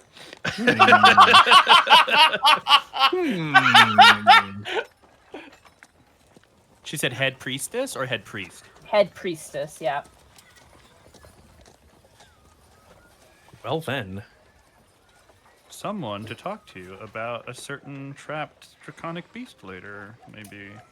Also, if my countenance disturbs you, I am defined as a miracle baby. Not like you, Milo, but What's about to ask? my father was a dragonborn and my mother was human. Oh, that makes sense. That doesn't make a lot of sense. I was gonna say, the only other person we've met who has any kind of similar history was freaking, I had his name and it's gone now. I'm sorry. Okay, Sick brain is Wait, not helping. what'd she say her parents were? Her dad father was a a dragonborn. dragonborn, and her mother was a human. And the only other person we know who had something like that was freaking Jonah's character. Why am I not remembering his name? Halva. Halva. Thank you. Good God. All I did was make the mathematical equation of kind of half dragon plus human equals quarter dragon, which is kind of what we're looking at. It's also the human, like, one is legging and the other one's not. So it's like that's how does this woman baby... did not hatch. No, this woman did not hatch. she came out. Milo would not know that. Yeah, you don't know where babies come from, so it's fine. But she basically tried to tell you that. Easken would raise an eyebrow, kind of making the connection with Halva, but he wouldn't necessarily say anything about it in the moment. We shan't keep you any longer. And Jo kind of nods. We'll get to work right away. And they kind of both give you a nod. And as they kind of walk away, you notice her bring up her, like, her dragon clawed hand onto his back and kind of, like, pat him on the back, like, see, I told you, like, she's kind of helping him, guide him. It seems like she's his guide for whatever this is. Yeah. His sponsor. Raid Shadow Legends, not kidding. No, not that kind of sponsor. Also, like, if you're gonna have a sponsor, it might as well be the daughter of the person running the whole damn program. Yeah, right. That's crazy. That was nuts. Like that. Whoa, baby. That was cool. Yeah. Yeah, he had a journey on the behind the scenes. Yeah, he You did. let him go. Holy Yeah. cow.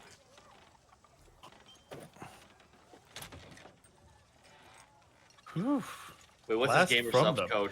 What's his gamer subs code? What kind of 69. What kind of cup is he trying to make? It's humble with a 1 for the L. Oh my god. Oh God. I think there's one more shop you guys haven't gone to. Oh, the before. cloth one. Cloth Cloth and clothing. Yeah. Oh yeah, I've been in this one already. I just lead everyone over to it, I guess. You find a quaint little cottage shop. It's super cute. It's got like little rose bushes outside. It's got like nice little flower curtains. It's very, very cute. It's very cottage core. There's like ivy growing on the outside, and there's a little sign above that reads cloth, and clothing. It's got like a little spindled kind of, what do you call it? It's like a. Oh my god, my brain! Please help me. Not string. I don't know what you're looking for. Thread. It's like a thread bolt. Sorry, a thread bolt. There we go. Ah. It's cute. Yeah. I don't know if any of you need clothing. Oh, but it's still nice to see. It is getting actually- a little chilly. I was just gonna say, and if we're gonna be out on the road again, he kind of like gestures to the traveling wear that he's been wearing this entire time, which is sleeveless. I probably should find something else here. Guys, it's just like, what are you guys talking about? Oh, right. Just opens the door and goes in. All right, as you open up the door. The city outside dies. Dies. Whoa. as you walk in, you see a quaint little clothing shop. You see multiple hangers from like floor to ceiling. There's like rafters up above. The floor to ceiling, you see like, traveler's gear, fancier clothes. Nothing too crazy. Nothing that you would be used to, Otho. You see, damaged clothing being mended. You see bolts of cloth stacked high from floor to ceiling of different types and textures. You see spinning wheels, needles, all manner of things. And there's a big table in the center where you see a bunch of clothing or a bunch of fabric laid out. And you can see like a paper pattern kind of spread out across the table being pinned to the cloth. But you don't see anyone inside the shop. Hello? Oh, hello! And you hear a voice come from above in, like, the ceiling. I'll look up. I'm gonna word arachnophobes right now, I'm so sorry. You see a giant spider. Like a fluffy, giant spider that slowly lowers itself onto the ground in front of you. It is probably the same height as Escan in terms of, like width size. Oh, I'm in danger. Hello, it's so nice to see you. Hello. Hello. Chat, just think of him as a jumping spider. It'll be fine. Very jumping spider, yeah, but like big. Chat, just picture the word spider, and that's them. Yeah. But with fangs. Yeah, like Lethal Company. We're or trying to Grounded. help the people, guys, not make it worse. They have like big, giant, like doughy eyes, and like they do have. You see fangs, but they're hidden behind like this. Almost looks like a little fuzzy gentleman's mustache, a little bit. But the voice is clearly feminine, coming from this creature as it kind of like happily kind of sways back and forth with a little bit of excitement. Oh. Welcome to my shop. Hello. Are you, the seamstress here? Oh, yes, I am. And they kind of walk on the ceilings and walls and then clamber over towards the desk. And they're like, I am a weaver, and I am a sewer, and I am a clothes maker. I love the concept. I know we're trying to like make people comfortable, but I love the idea of this creature. Like every beat of their sentence, it halfway like gets cut off with like a stilted breath, like an inward breath. It's weird. It's like that episode. It's like one of the newest episodes of Big Top Burger, where the enemy, where the creature, every time you hear it speak at the end of a sentence, you hear like a. Do you have a name? Oh, I am Rose. Hello, Rose. Rose? Because my hair, and she watches, she like does like a full like one, like does a complete circle, like as if she's showing herself off, is rose. And it is kind of like a rosy color. Yeah. Aw. It is the name that Lycos gave me. Oh. That suddenly makes more sense. Because I was like, where in Eenvil would this creature have come from? You know if Lycos is actually still around? No, he went to go speak with his employer. You fucking put a what in the middle of town? Well, You had to deliver that puffin you caught for him. Yeah. he put everything on hold. Pause Just for for all puffin. meetings. We've got Pause for a puffin. pause for puffin. Yes, I need pause for puffin. nourishment. Tauros meat. Tauros meat or something. Well, Rose, it's nice to meet you. Oh, don't be afraid. I eat rats. Flashbacks to all the guinea pigs. Oh. I think I know She's where one the of mail us. went. And sometimes things but not people. Not anymore. Anymore. I like him. That's very comforting, Rose. Before I knew, I may have done this, but I don't remember. Stares off into the middle distance. Everyone remember, So- Easonville's a country of second chances. I know. Escan I is know, like I- trying really hard to just like pretend like business as usual, and she keeps adding more that makes him a little bit more and more uncomfortable. Just pick an eye. Just pick one. What? Just pick one eye to look at. You look very confused. You just pick one eye and just stay on it. It's okay. Right. No. That's right.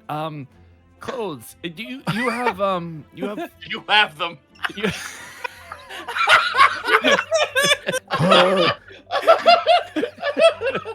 I was trying. I have many clothes. I'm a little behind schedule because I stepped on my own foot and got scared.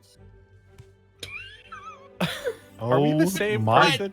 What? What? For the best of us. Oh. But, are you looking for fancy clothing? Or perhaps traveling? Or maybe, working or seducing healing, I'm or looking for some sturdy clothing for adventuring. adventuring clothing. It's getting cold, Yes, Yes. very. So warm because you have bones on the inside of your body. And she begins to walk up the wall, and you can see her with her little clawed-tipped feet. She kind of is like going through the different racks of clothing. Oh. You want something custom or something off rack? It doesn't need to be anything too crazy. If you have something in stock that would fit me. I could take your measurements, and then I could make you something very comfortable. Iskan has a momentary vision of himself wrapped up in a spider web. I was he kind about of to blanches a fucking little say. bit. He kind of looks back at everybody else. Sure. Oh, very fun! I will measure all of you and make you new, fine clothing. Okay. You watch as their chalicery, like their fangs kind of like they're tapping excitedly on the floor, like yay! As she kind of walks up, and you watch her kind of rift around with her little legs into a bin, and then eventually like you see her just go as like there's like a piece stuck to her little spider feet. She can't get it off. And just like and then she like digs through. She pulls out a measuring tape that's like a little duck, and the bill is the actual like thing that comes out to measure. Oh my god.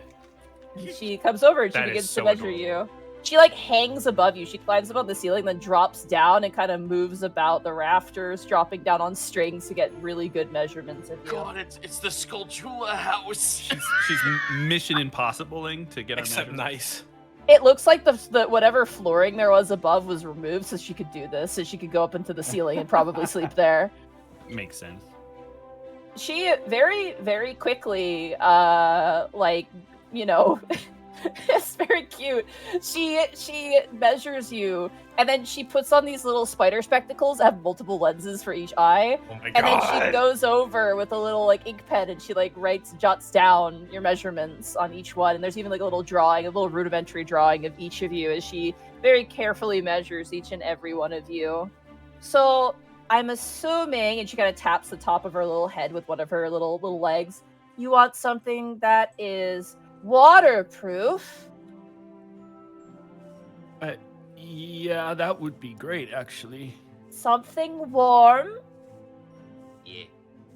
Something that gives lots of movement. Yes. Lots of pockets. Yeah, actually. Well, you're adventurers. You pick up all kinds of things. That is true. And I guess if Beings.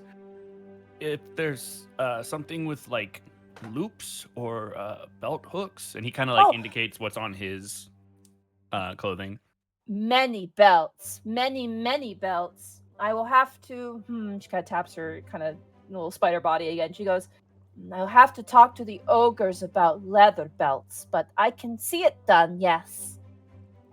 He's gonna become the freaking Kingdom Hearts character now. No, I want to come out of this like Lulu from Final Fantasy X. Yeah, oh my god, right? Oh my god, Just Lulu is a amazing. dress made of belts.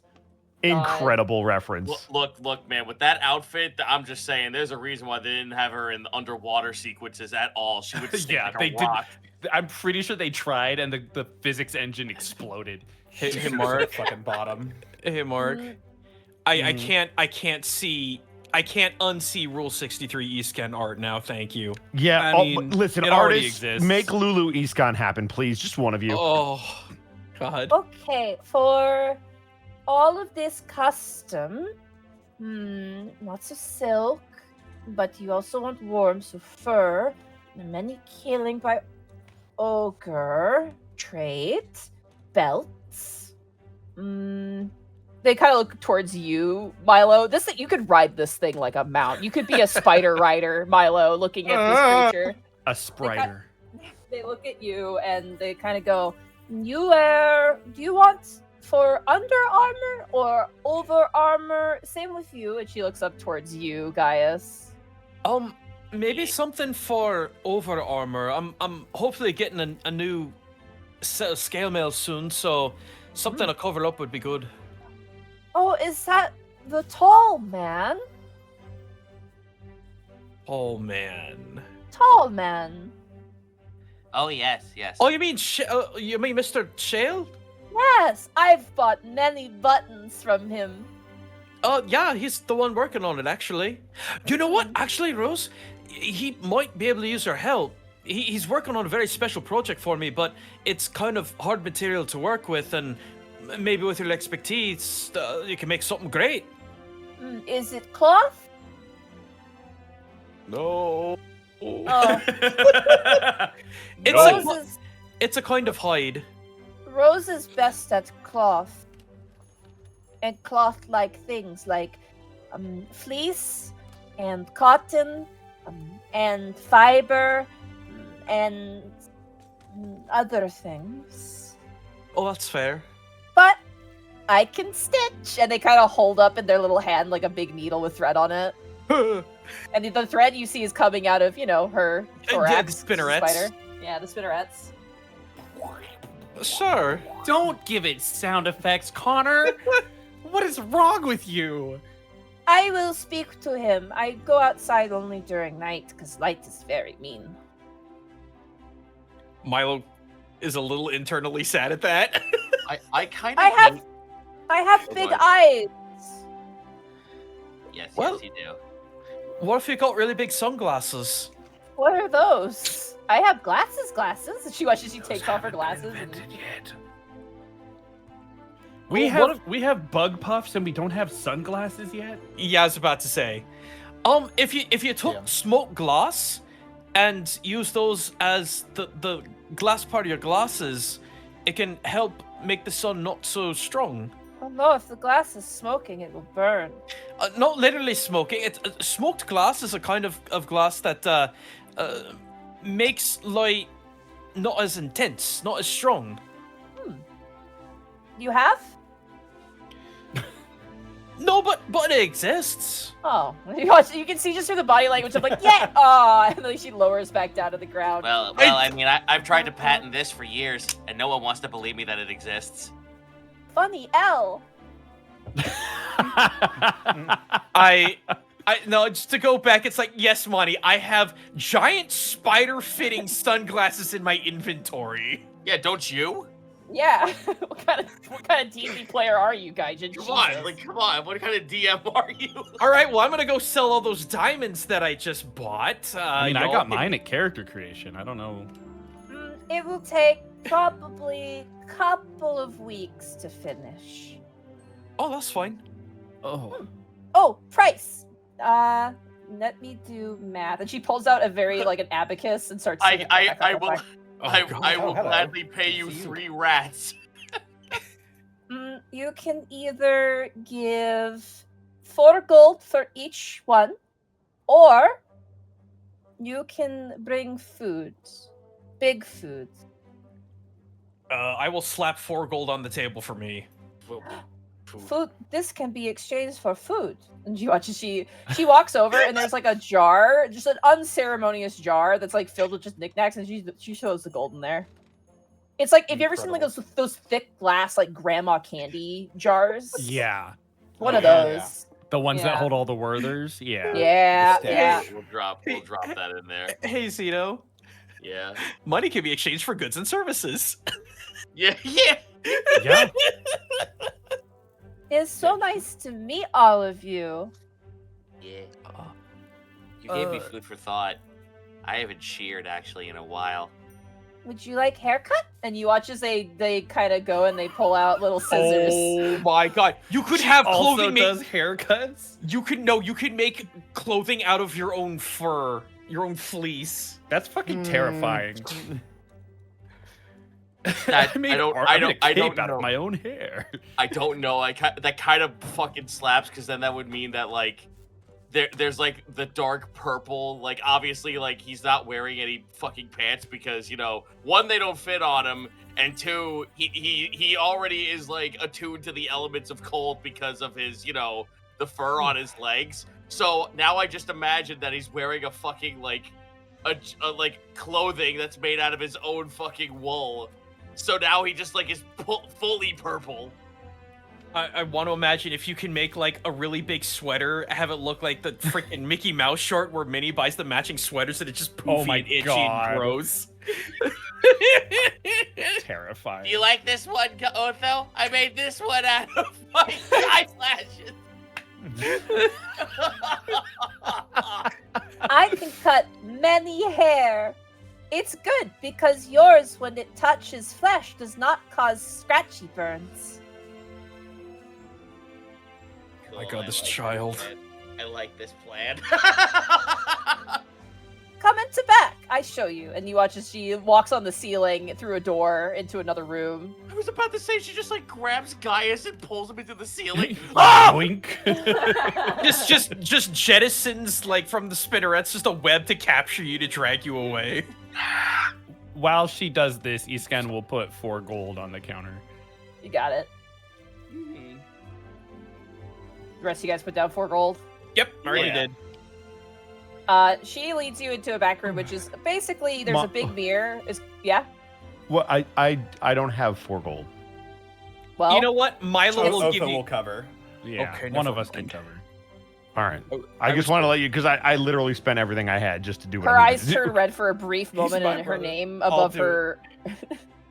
Her eyes She turn red for a brief moment, and the name above her body turns red for a brief moment, and A then box it bar goes away. appears momentarily. She manifested a mana bar above her body for a split second. Yeah.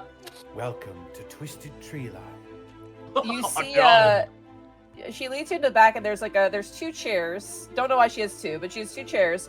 Each one facing what appears to be like a repurposed vanity that was clearly plundered from another building that has been used as like a little kind of makeshift barber shop in a way. Oh god, she And- like an actual honest to god haircut. Yeah, she's ready. She's got the materials. She's got a bunch of scissors. she's got I don't shears. think Gaius has ever had that in his life. Oh god. Oh god, I just feel like this is like that scene from 14 where like the dude comes out with the scissors and I just Yeah. I'm a completely different fucking person by the end This of it. This is Virgil the outfit Dresden and cuts your haircut hair shop. Does she have the little jars full of blue stuff with combs sitting in it? No, she does not. Oh, this is Damn. gonna be. You could get infected after this haircut, dude. So I may die, but that's a risk. Some of my hair may die.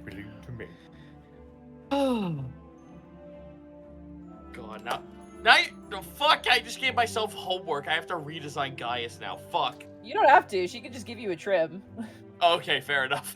Yeah. I was about to- okay. Comes out with a mohawk. Give him cornrows. Oh my god. Hell yeah. Unless you protest, like if you want to sit down in the chair, she'll cut your I hair. will, no, I will not protest. It's fine. she's very, very careful. She cuts your hair. This is not like bougie, like full bathhouse experience. This is like you're going for like a $10, $20 haircut here. It's just like a convenience thing. It's super. But she's treating you right though. She's not like cutting your ears off or anything like that. She is being very careful. She's also not being like rough. I don't know if you've ever had like a barber who like grabs you and like moves you. She doesn't do any of that. God, have I? There's an added benefit to her being able to walk on walls because then she can just like go around you and it's like pretty. She can go at any angle to make things look good. And after about probably 20 minutes or so, she gives you a very nice haircut and you look pretty good.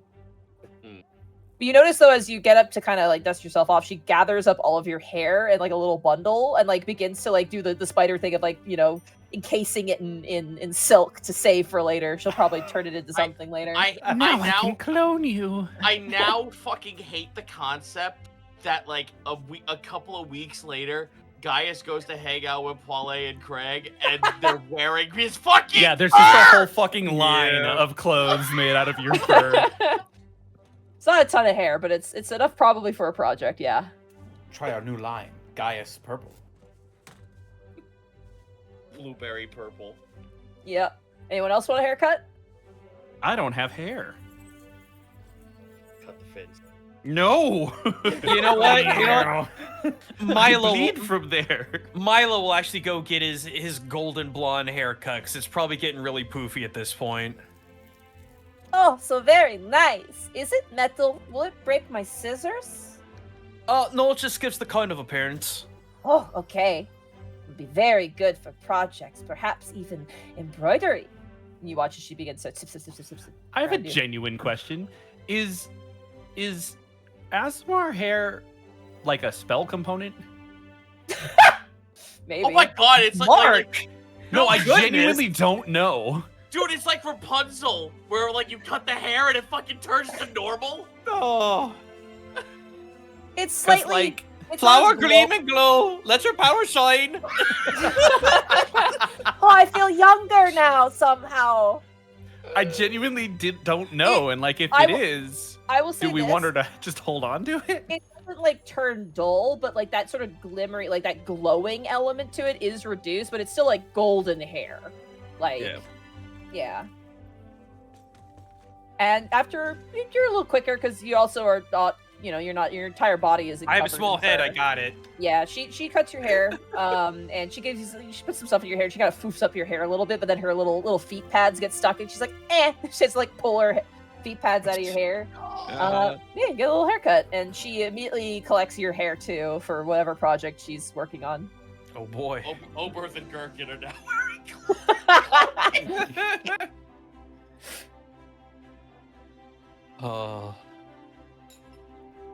Thank you very much.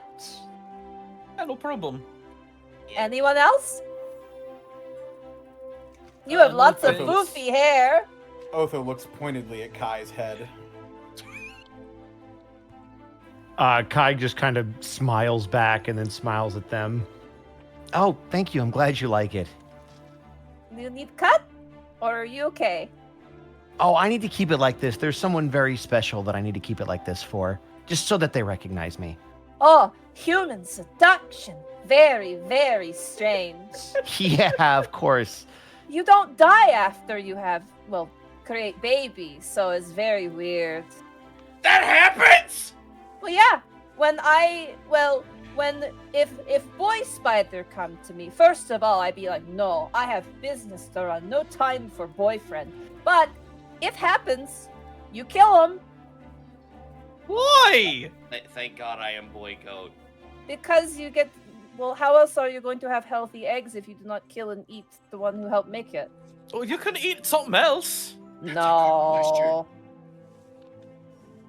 You really could, though. I'm a cook. I could make it something that's nice. No, you have to eat boyfriend. It's part of it. You have to drink blood of boyfriend. Good. It makes the baby strong. But like don't worry. The blood of my husband makes the baby strong. My favorite part is the spider. Oh, God damn it. But don't worry, none of you are boyfriend material. But you are, and they lift up the little bundles of hair, many material. Thank you. It's a joke. Ah, That's really funny. I Oh will get, man. I will get outfits ready for you. You'll have to come pick up. Okay. Thank you. Mhm.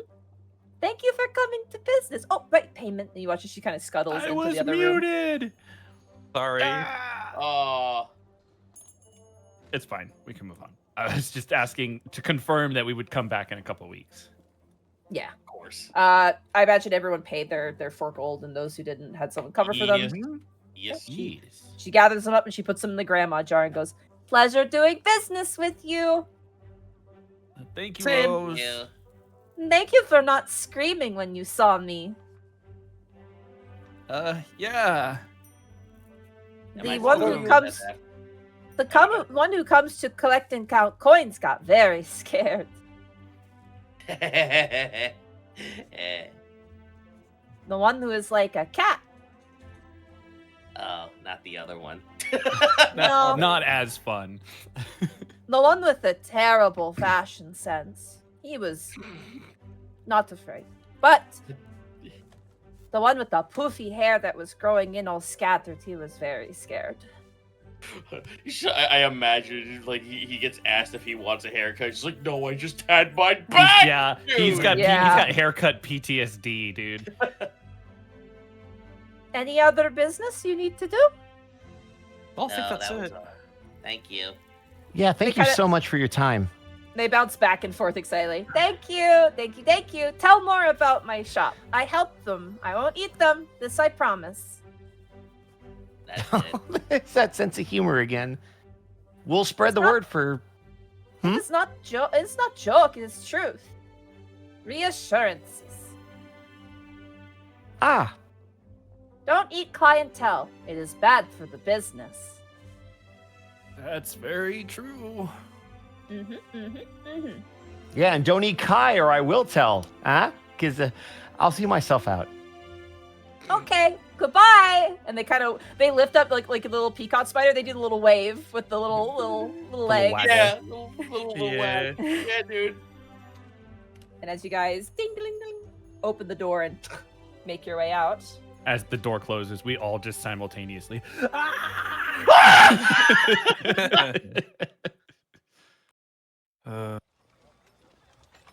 Cool. Now where to?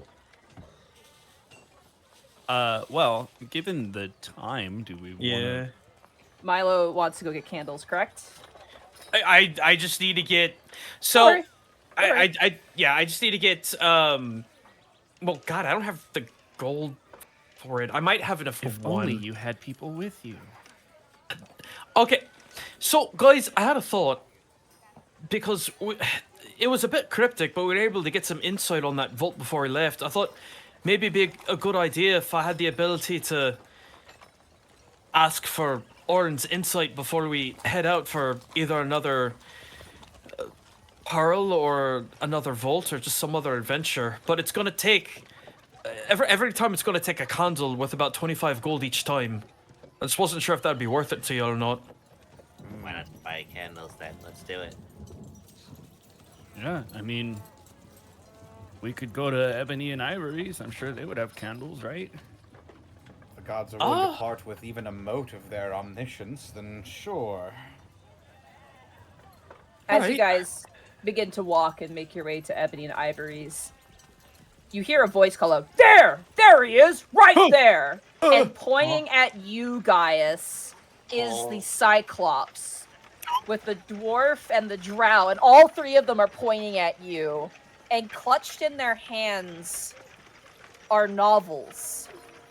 Oh shit! And that is where we're gonna end the session for tonight. Let's Bitch, go. you done been published. Oh shit! I can't believe you're famous.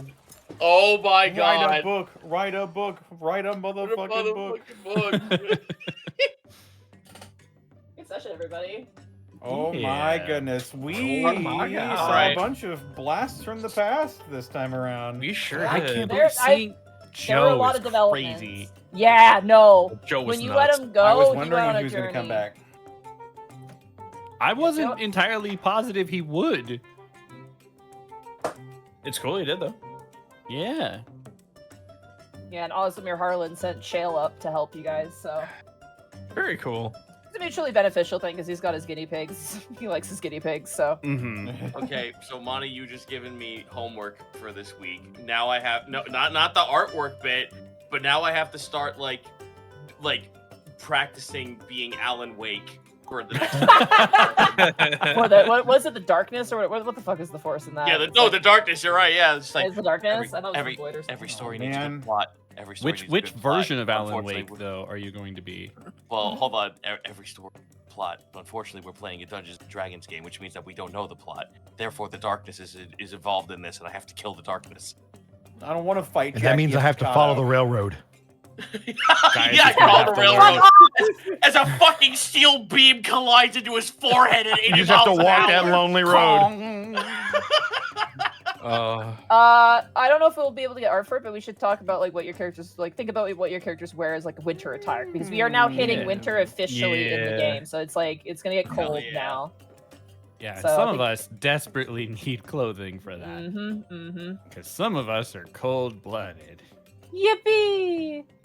But yeah, very fun session. I hope you guys liked, meeting some new characters, revisiting some old ones, and seeing how your Yep. town's coming along. It has grown exponentially. Yeah, no Um, I'd like you to know, Monty. We've needed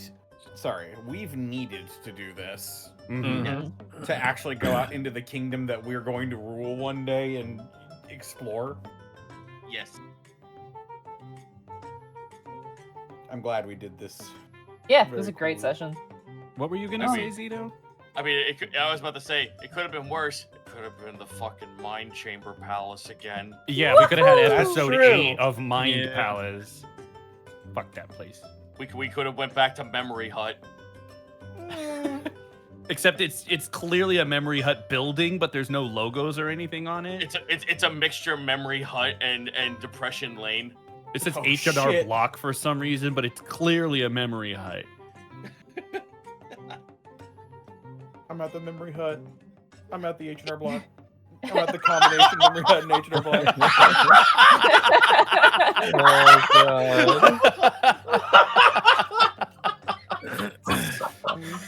Truly a business Amazing. match made in heaven. Only the Match made in most- hell.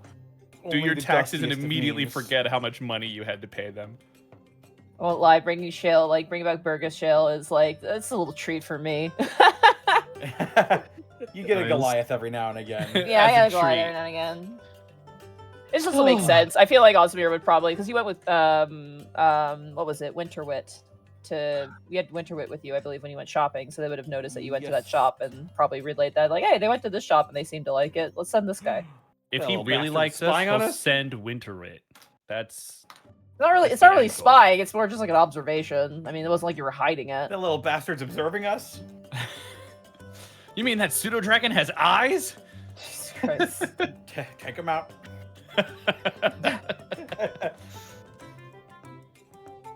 Ozdemir just resummons him again. Rude. I thought we had an agreement. I said, it's like the fucking sweater thing.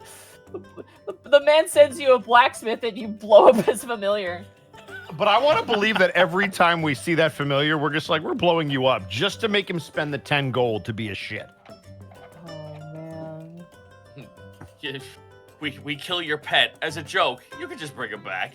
Yeah, we know it costs you money. It's amusing because you're rich, which means money doesn't matter to you. So it's Yeah. funny for us, You have all the money in the world, so right? That's not you a have all problem, the, right? all the familiars in the world. That's how that works. But yes, I am a sleepy sick boy, so Yeah. I may need to say my goodbyes and Let's- duck out. Yeah. Let's go ahead and get on out of here. We'll I start did want with- to talk to you about stuff, Mark, but if it has to wait, I understand. But let's see. Let's go, Connor. Let's start with Mark Allen Jr. Where can they find you? What are you up to? You can find me on Blue Sky at Mark Allen Jr. here on Twitch at Aeon Protect Gaming, where hopefully Sunday I'll be doing my 3-hour music challenge stream again. Although, as I've stated, I am sick, and I have been sick a lot this year already, and so I'm trying not to push anything. But I also have to still work, so I wanted to do some extra streams this week. not going to happen because at the end of the workday, I'm dead. So yes, hopefully swing by Sunday. If I postpone my stream, please understand. It is because I am ill and recovering. Other than that, check my Blue Sky for updates. Creative stuff is on the horizon as soon as I have the energy and mental capacity to do it. Also find me on Connor's channel on Tuesday for Heckna, Eve of Ruin. Yeah. And that's it for me. Excellent. Up next, we've got Gaijin Goomba. You find me every Saturday, Sunday, Monday now instead of Tuesday. Twitch.tv/GuideJuba however, Monday is going to be very special. I'm going to be joined by our very own Montalus Glue and level 1 Eevee. We're playing Space Marine 2. Don't spoil anything, I'll kill you. Something Minecraft. Hee hee. I need to do a paint stream very soon. People have been asking about my paint jobs. I think they're garbage, but people are interested enough to see that. I still got to do a streamathon. Leon gives up the force and installs the internet, but goes back to zombie hunting. New Culture Nonsense video on the main channel going to be going up on Saturday. We're going to be talking about Imperial Knights and the insane rabbit hole I went down when I discovered every minute little weird detail that makes their design what it is and how it was completely inspired by, you wouldn't believe it, knights. But it's the sheer amount of like crazy crap that I was able to find. But you know me, what I'm up to, so. Good, Connor. Appreciate that. That's me. Very nice, very nice. Up next, we've got Zito. You can find me at twitch.tv/Zito a hell of a lot more now that I'm no longer restricted by a retail schedule. You can also find my wife, who's going to get back into creative stuff because now that she's out of her retail job, she will actually be able to do a lot more artwork, a lot more art commissions, and a lot more streaming. She is my complete polar opposite. If you want chill, early morning and early day streams, long form RPGs and what have you, please check her out. We got to get her to partner so she can also just kick the ground running on when she gets back into streaming. She's gonna aim for Sunday, but I'm gonna speak praise of my wife. I want her to also be streaming alongside me so we can do art streams together and all kinds of other nonsense. But now that, like I said, now I will be way more open to doing a lot more things and I can actually have a set schedule. So get ready for more shenanigans. I'm making it your problem. You can't be rid of me now. Please go support my wife by following her on Twitch at twitch.tv/NatchCat. That's me.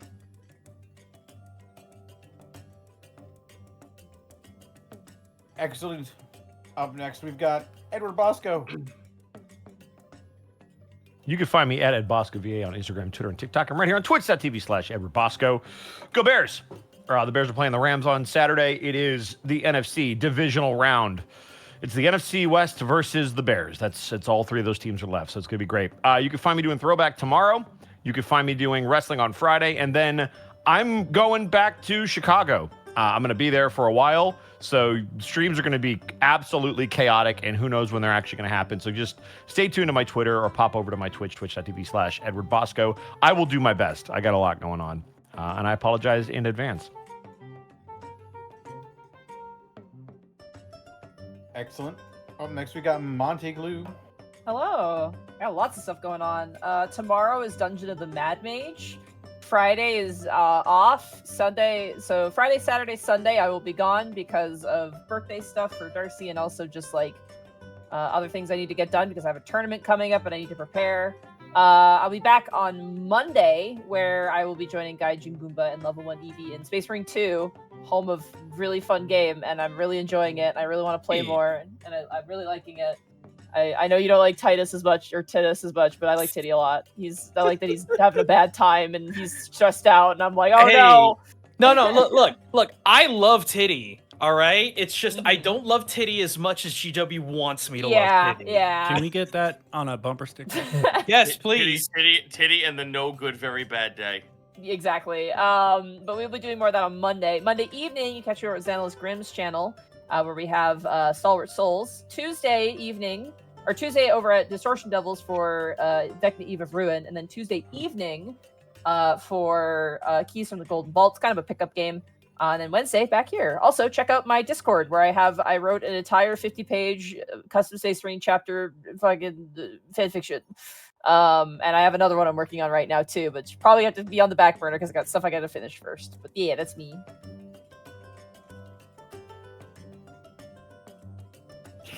I like chat. I love titty too. Wait, what are we talking about?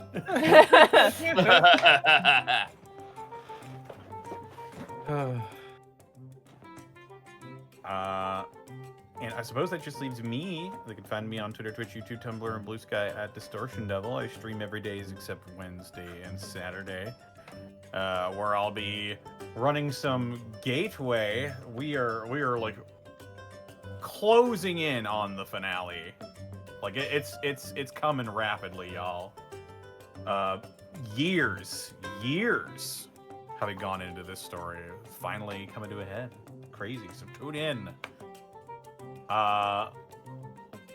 Yes. Rest of the week, I'm playing some God of War tomorrow. God of War Ragnarok. On Friday, we're doing some Cazador's Guide, as well as maybe doing some Monster Hunter. And Sunday, we're playing some more Fallout. Which one? Fallout 3. There you go.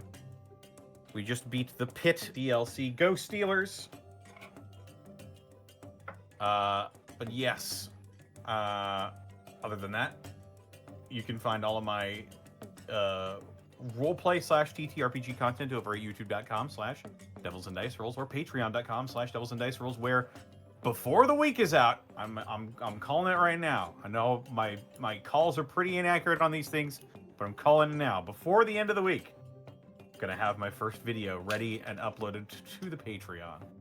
So be on the lookout for that if you want some content. But for now, that's about all there is for me. This episode of The Unexpectables was brought to you in part by Die Hard Dice. Whoa. That's right, Die Hard Dice. It's your one-stop shop for dice and dice accessories, and if you head on over to dieharddice.com, you can use the code Unexpectables to save 10% when you shop online. Also, check out our merch store where we just uploaded a couple new designs. Get your hands on the Wark sticker, the Praise Oriara design, as well as the Lie Down Club, which got a new member today. 2 new members, as a matter of fact. They're a package deal. They're indeed. And you can become a member of the Lie Down Club as well when you purchase the Lie Down Club merch from our store. And we also couldn't do this week in, week out without bits and subs from viewers like you. Bitch and chirps.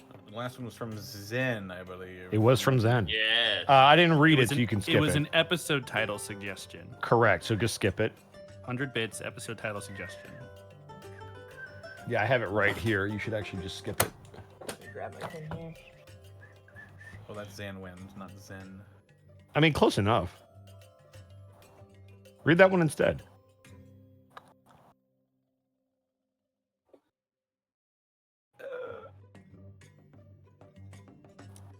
I don't think that's it. I think I might have... It's probably not. Like I said, just probably just skip it. It's all good.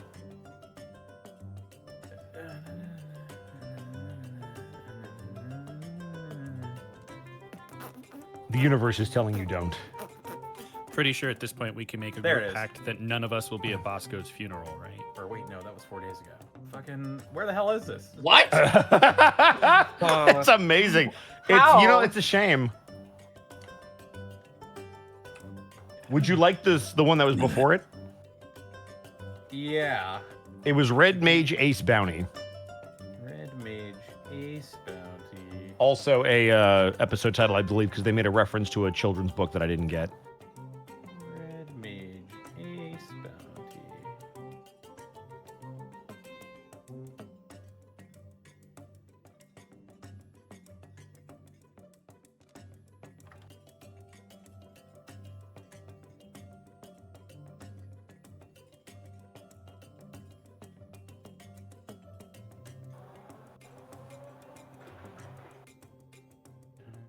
There it is.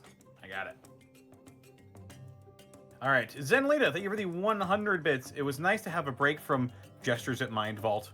Quick question for Kai, though. What the fuck, man? Oh, he's good. He's good. He was just helping out Otho, that's all. It's true. He was a little helper. Yeah, I'm just a little guy. Yeah. Red Mage Ace Bounty, thank you for the 100 bits. Burgess didn't have prime parts to make those exact longswords for Gaius. Got to crack some old void relics or get some prime access for 19.99. Oh my god. Jeez.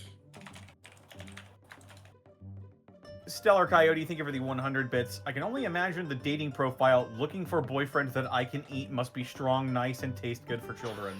It's rough out there for spiders, man. There's some people out there. Honestly, There's that some might people out work. Yeah. Stellar Coyote, thank you for the no, I already just read that one. Amateur Procrastinator, thank you for the 100 bits. Tinker, Tailor, Barber, Spider. Game Master Eric, thank you for the raid of the party of 19. How's it going? Hope you're streaming well. Callum Draws, thank you for the 100 bits. I was worried that if Kai got his hair cut, he'd get the generic 2010s FPS shaved head to spite us all. Oh, 100%. It'd be the most un-D&D thing you've ever seen, and you would hate it. You'd be like, You'd I have a hate this. I want the old Kai back. Just get the crew cut. He'd have a barcode on the back of his It'd be as if he couldn't be any more create a player. That would do it. He just he looks up in the mirror. War never changes. Default create a wrestler. Solori's Shadow, thank you for the 100 bits. So between Tricadia, the Underdark, and the Brain Vault, which is worse? Brain Vault, 100% the Brain Vault. Brain Vault. I mean, in terms of fucked up shit happening in there, absolutely the Brain Vault is the worst.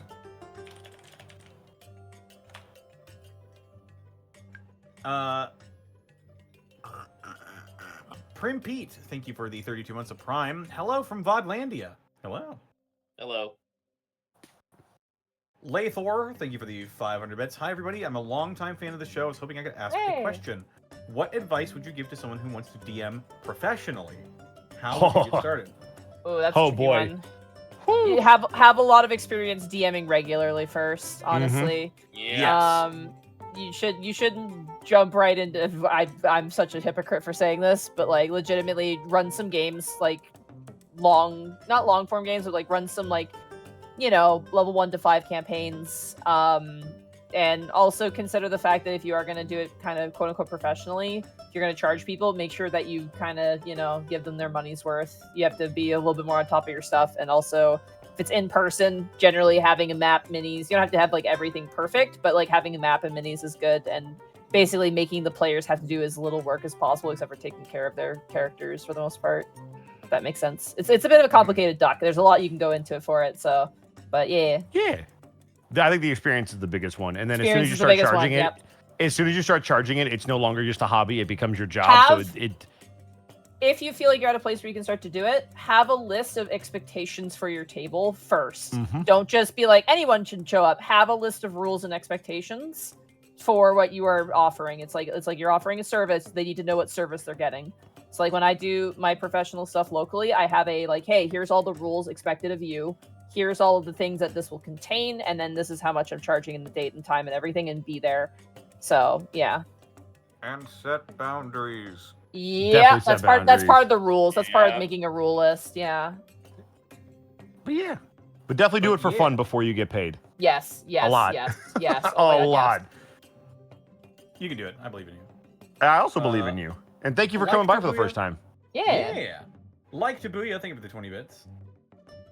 Skyender, thank you for the 100 bits. Another title suggestion, Between the Fangs. Ooh, okay, I'll add that to the list. Cosmosis45, thank you for the 100 bits. I've played a Drider Seamstress, but Rose is wild, Monty.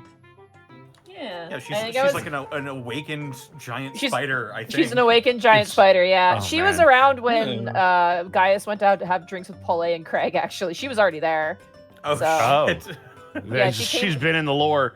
She came with Lycos when he came here, so she was an additional person who showed up. But yeah, I think I was probably watching something about spiders, because, you know, who knows? It was a while back. Spooder.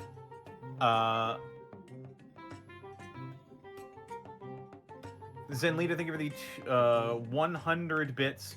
Resubmitting my episode suggestion since Bosco apparently threw mine away. Loaded barrels. Oh, that's good. We already... okay. Loaded barrels.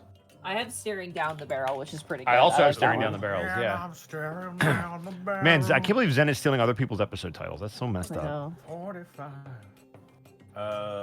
And finally, Amateur Procrastinator, thank you for the 100 bits. Title suggestion, Over Some Barrels. Ah. Oh, over some barrels, I like. That's how it's done. Over some barrels. I have a potential raid target. Who you got? It's our friend Clown Depot. They played her name Oh. is Scout. Yeah. She Hell yeah. played Cliff in the Mercs episodes, if you all recall. They're currently streaming Ultra Kill, and they're really good at the game. Oh my gosh. Machine! Very cool with rating What Scout. is fuel? While you type that in, last second bit drop, because I just saw it dump in. Bubba Bob with the 100 bits. One of the gas stations near me sells dice-shaped suckers. Guess I'll have to settle since I'm not allowed to eat my die-hard dice. I mean, you can do whatever you want with them, but we are You have to we be a the dice Unexpectables geek. are legally not obliged to Stop you or take responsibility. All right, what should our rate message be for Scout? Get in the barrel feels good. Get in the barrel. Get in the barrel. All right, take care, everybody. See you next I love week. it. Bye, guys. See you next week. everyone. Go Happy Bears. New Year! Dun, dun, dun, dun, dun, dun. Fuck you, it's January. Na, na, na, na, na, na.